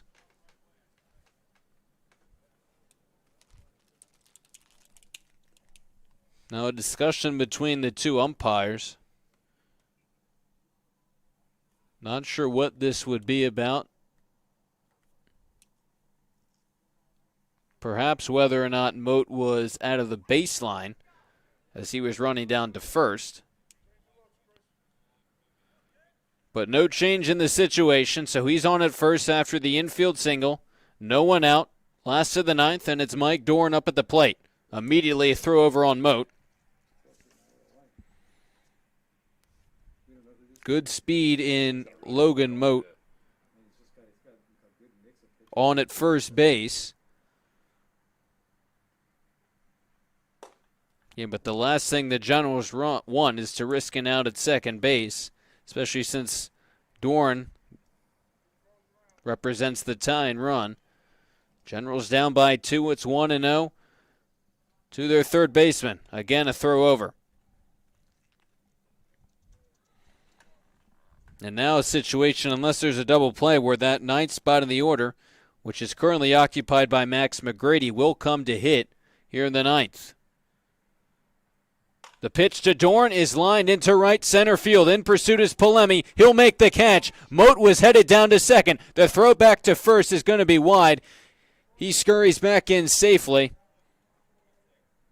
It looked for a second like that ball was going to get down. Logan Moat certainly thought the same thing. Number 7, right fielder, Andrew Cole. He was more than halfway down to second, but was able to get back in the nick of time. So now a runner on at first and one away. Andrew Cole digs into the box, and taking swings on deck is Max McGrady. Thought for sure we'd see a pinch hitter. I'm not sure, even though McNelly, a guy who the Generals haven't used, the question is, do they have everyone available on the bench? McGrady certainly did not hit at Holy Cross this past year since he was a redshirt freshman. Not sure how often he hit in high school, but he waits on deck again into the lineup. The pitcher now hitting as it's 0-1 on Andrew Cole. Walked and stole a base his last time up. Hitless before that as well. Logan Moat still on at first, one away. Cole looking for the big hit in what is his possibly biggest plate appearance of the season. Looking to improve on that .259 average coming into play tonight. One of the most experienced Generals hitters at the Division I level. Played in 40 games this season for Lehigh. Check swing, got a piece of it, 1 and 2. Started 35 of them, hit .309. Popped 9 homers, drove in 28 for the Mountain Hawks, slugged .593. The Generals still waiting for a lot of that production to carry over, but Cole's such a talented player. He's played in right field, threw a shutout inning on the mound tonight. It's 1-2 on him now. The Generals down by 2, last of the ninth. Moat's on it first after the infield single. That fastball doesn't catch the outside part of the plate. It's 2-2. Especially if McGrady's going to have to hit. A base knock by Cole would go a long way, as you don't want McGrady to hit with 2 away, especially with the top of the order then on deck. 2-2 offering to Cole. He blasts that one into left field. Hustling back is DeMonte. Looking up, and he can't make the grab. It's off of the wall. Moat hustling to third. He's going to pull up there after a big double by Andrew Cole. And just like that, the tying run is on its second.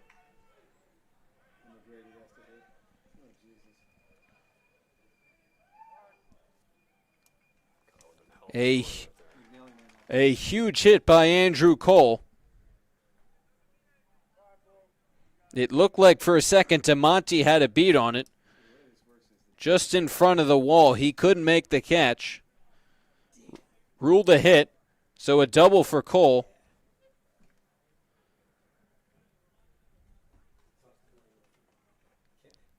Didn't miss a homer by too much. That would have been huge because Max McGrady indeed is going to have to hit.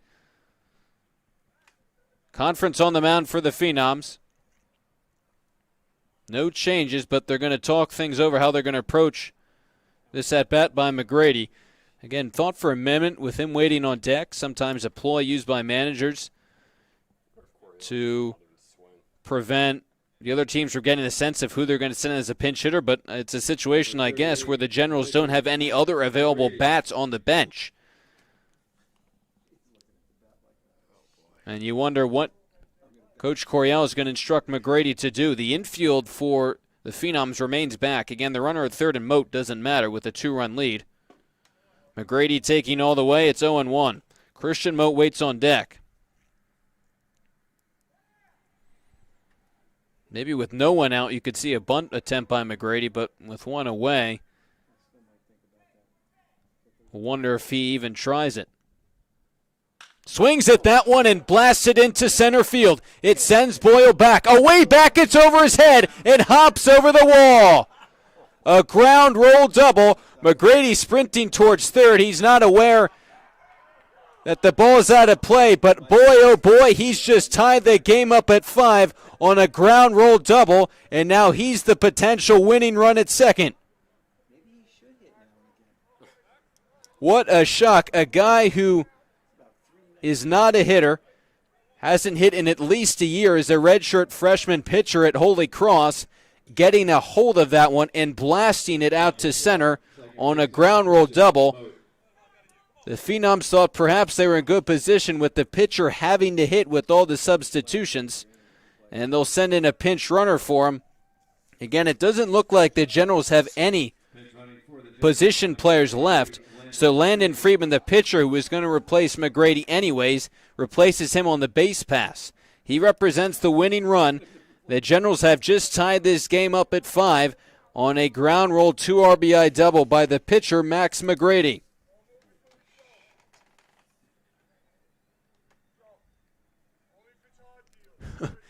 The best part of that whole thing might have been even after that ball hopped over the wall, McGrady was sprinting towards third.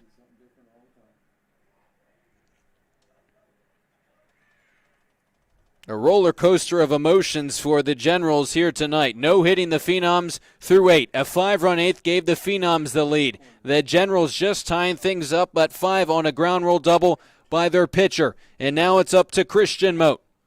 One away with the runner waiting in the wings at second. That's Landon Friedman who represents the winning run here in the 9th. Christian Moat replaced Tomasetto. He swings at that pitch, grounds it up the middle. Charging it short is Pena. He'll throw to first low, but dug out by Vigliotti. Runner advances 90 feet, and now it's up to Timmy Wright. So at the very least, with your pitcher running at third, That ground out by Moat at least makes a base hit guarantee a win. Again, with the pitcher running, a hard base hit could set up a throw at a plate, but now a base hit for sure would win the game for the Generals. It's up to Timmy Wright, who's 1 for 4 tonight. Runner on at third, 2 away in the last of the ninth. Wright takes outside for ball 1. He's played all 9 innings thus far. The Generals looking for a come-from-behind win after giving up a 3-0 lead in the 8th. 1-0 pitch to Wright.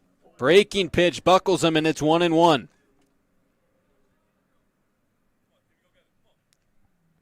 A guy who has been so terrific for the Generals in the batter's box all summer long so far. .450 average entering play. Looking to end this game right here, right now. 1-1 pitch. Grounder to short. Pena gobbles it up. Throws to first in time to retire Wright. The Generals can't bring home the winning run, but what a inning they had. Logan Moat led it off with an infield single. Andrew Cole, a huge double. Runners on second and third, and then Max McGrady, the pitcher, with a shot out to center. The ground roll double. Plates 2 to tie this game up at 5. We're headed to extras here at Moody Park. 5-5 between the Generals and the Phenoms.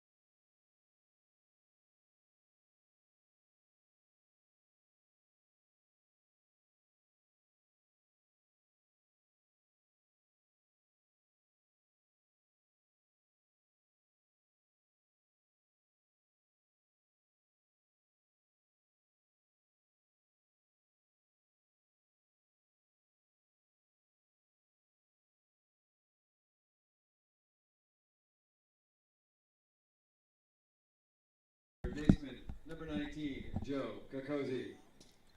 Extra inning set to get under play here at Moody Park. Corey Miller here with you in what is now a 5-5 game. Landon Friedman takes over on the mound after coming in as a pinch runner for Max McGrady. Friedman appearing in his 5th game, all out of the bullpen. He's thrown 6 innings, allowed 3 hits, a walk, struck out 6, and has not allowed a run. The rising sophomore at Hofstra University. ACBL rules stipulate that only 1 extra inning is played.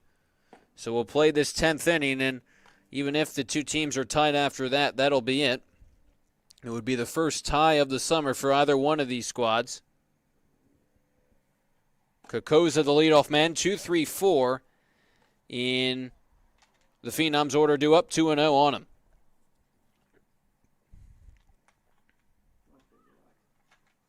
Big swing and a miss, 2-1. You got to think that the last thing either one of these teams want really is to tie. The Generals, in the sense that they led 3-0 and had thrown 7 no-hit innings, as it's now 3-1 in Kokoza, and were in prime position to win a fairly quick and easy game and then coughed it up. The Phenoms, in the sense that they led 5-3, 3-1 pitch on the way, swing and a miss, 3-2. They led 5-3 heading into the bottom of the ninth.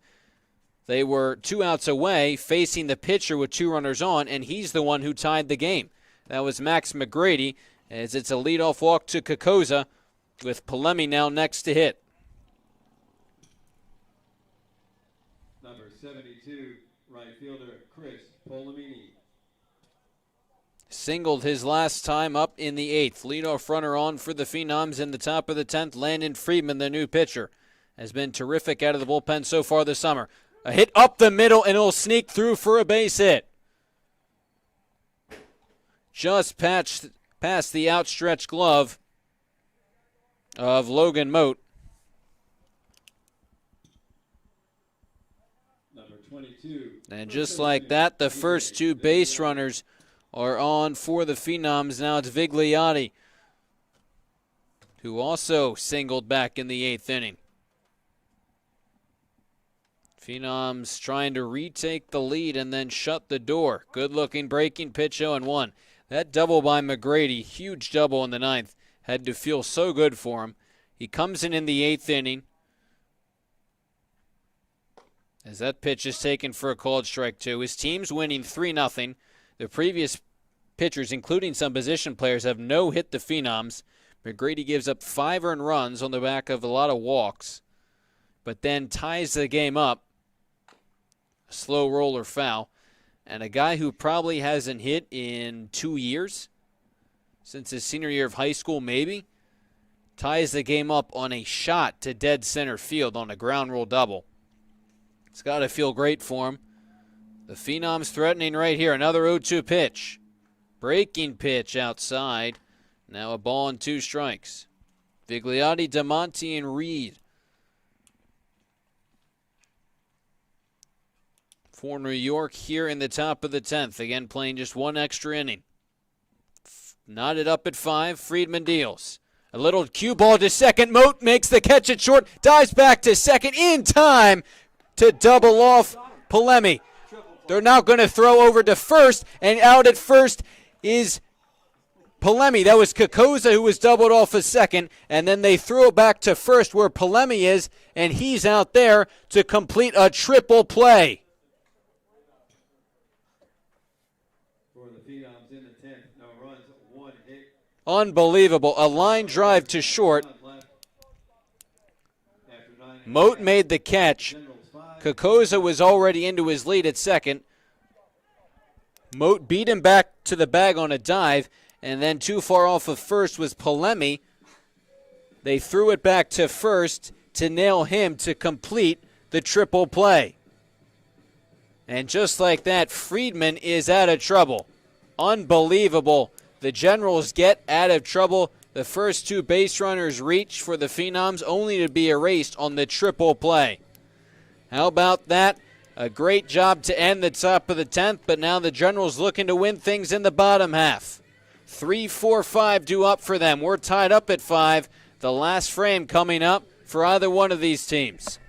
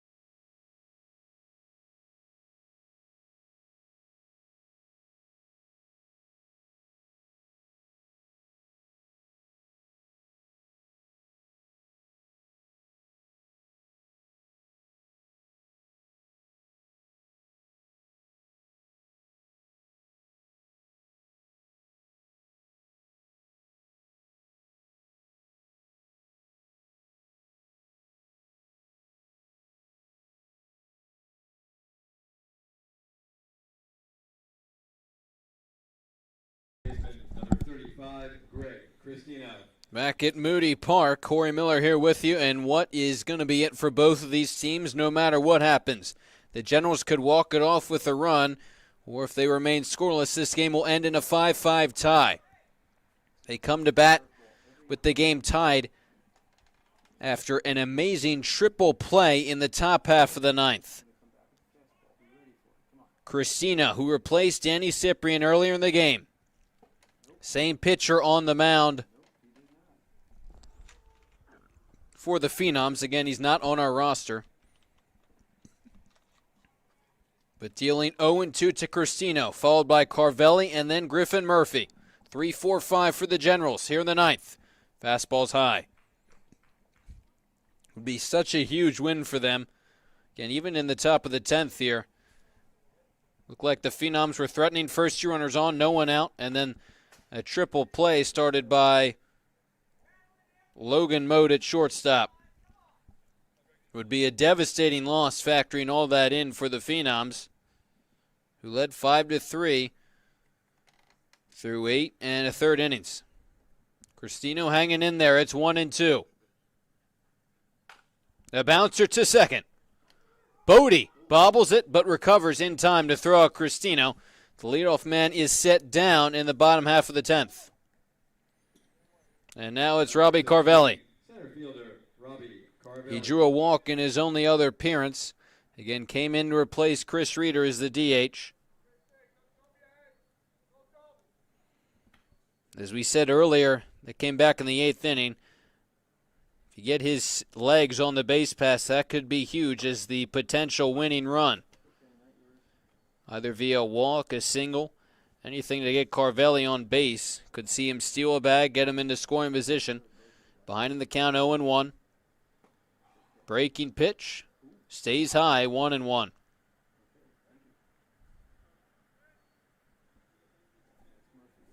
The incoming freshman at Lehigh in a huge at-bat right now. Waits on a 1-1 pitch.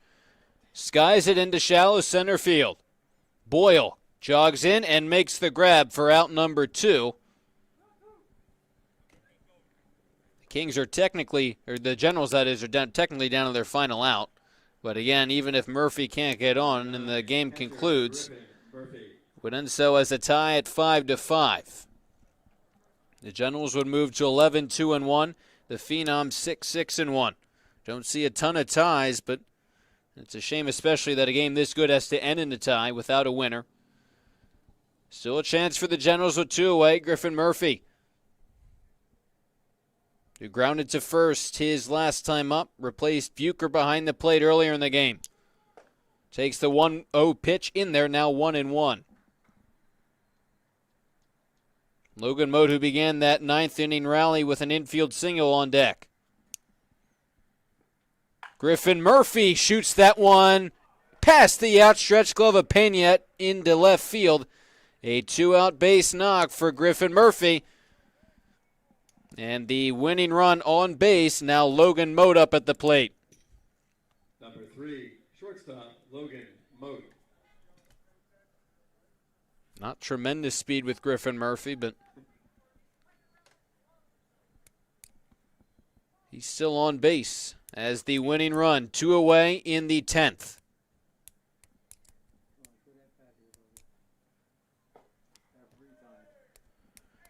Again, Mote reached on that infield single to begin the 9th inning.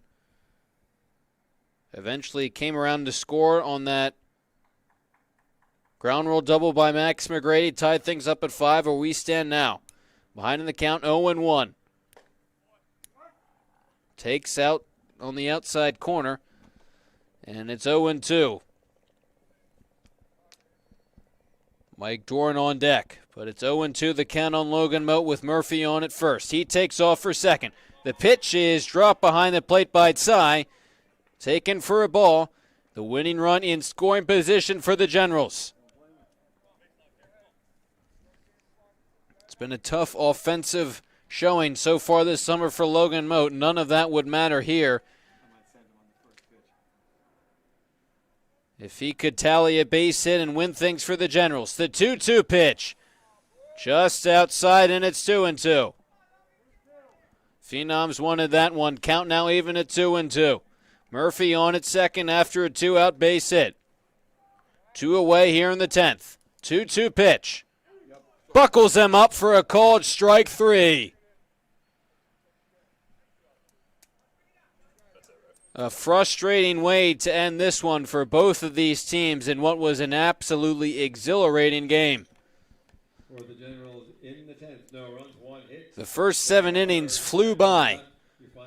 The Generals led 3-0 after 3 pitchers no hit the Phenoms. But then McGrady got the ball, and the Phenoms tallied 5 runs in the top of the 8th to take a 5-3 lead.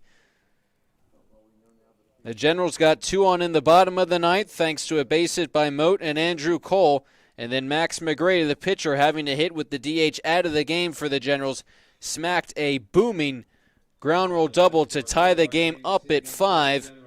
But neither one of these squads could scratch across the run of the 10th. Again, ACBL rules stipulate that only 1 extra inning is played, so a 5-5 tie is the end result. The Generals moved to 11-2-1, technically snapping the 2-game losing streak. The Pilots to 6-6-1. These 2 squads will match up again Saturday at 11 o'clock in a doubleheader right here at Moody Park. Again, that is weather permitting. But those 2 games should be highly competitive, given the competitive nature. The past 2 games, first 2 of the series, especially here tonight. Again, a crazy back-and-forth game results in a 5-5 tie here at Moody Park.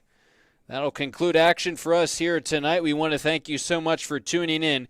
Again, it's the Generals and the Phenoms tied up 5 here tonight. Don't forget to tune in Saturday morning at 11 for a Generals-Phenoms doubleheader. Until then, for Ben Chadwick and Corey Miller, everyone here at Moody Park saying good night.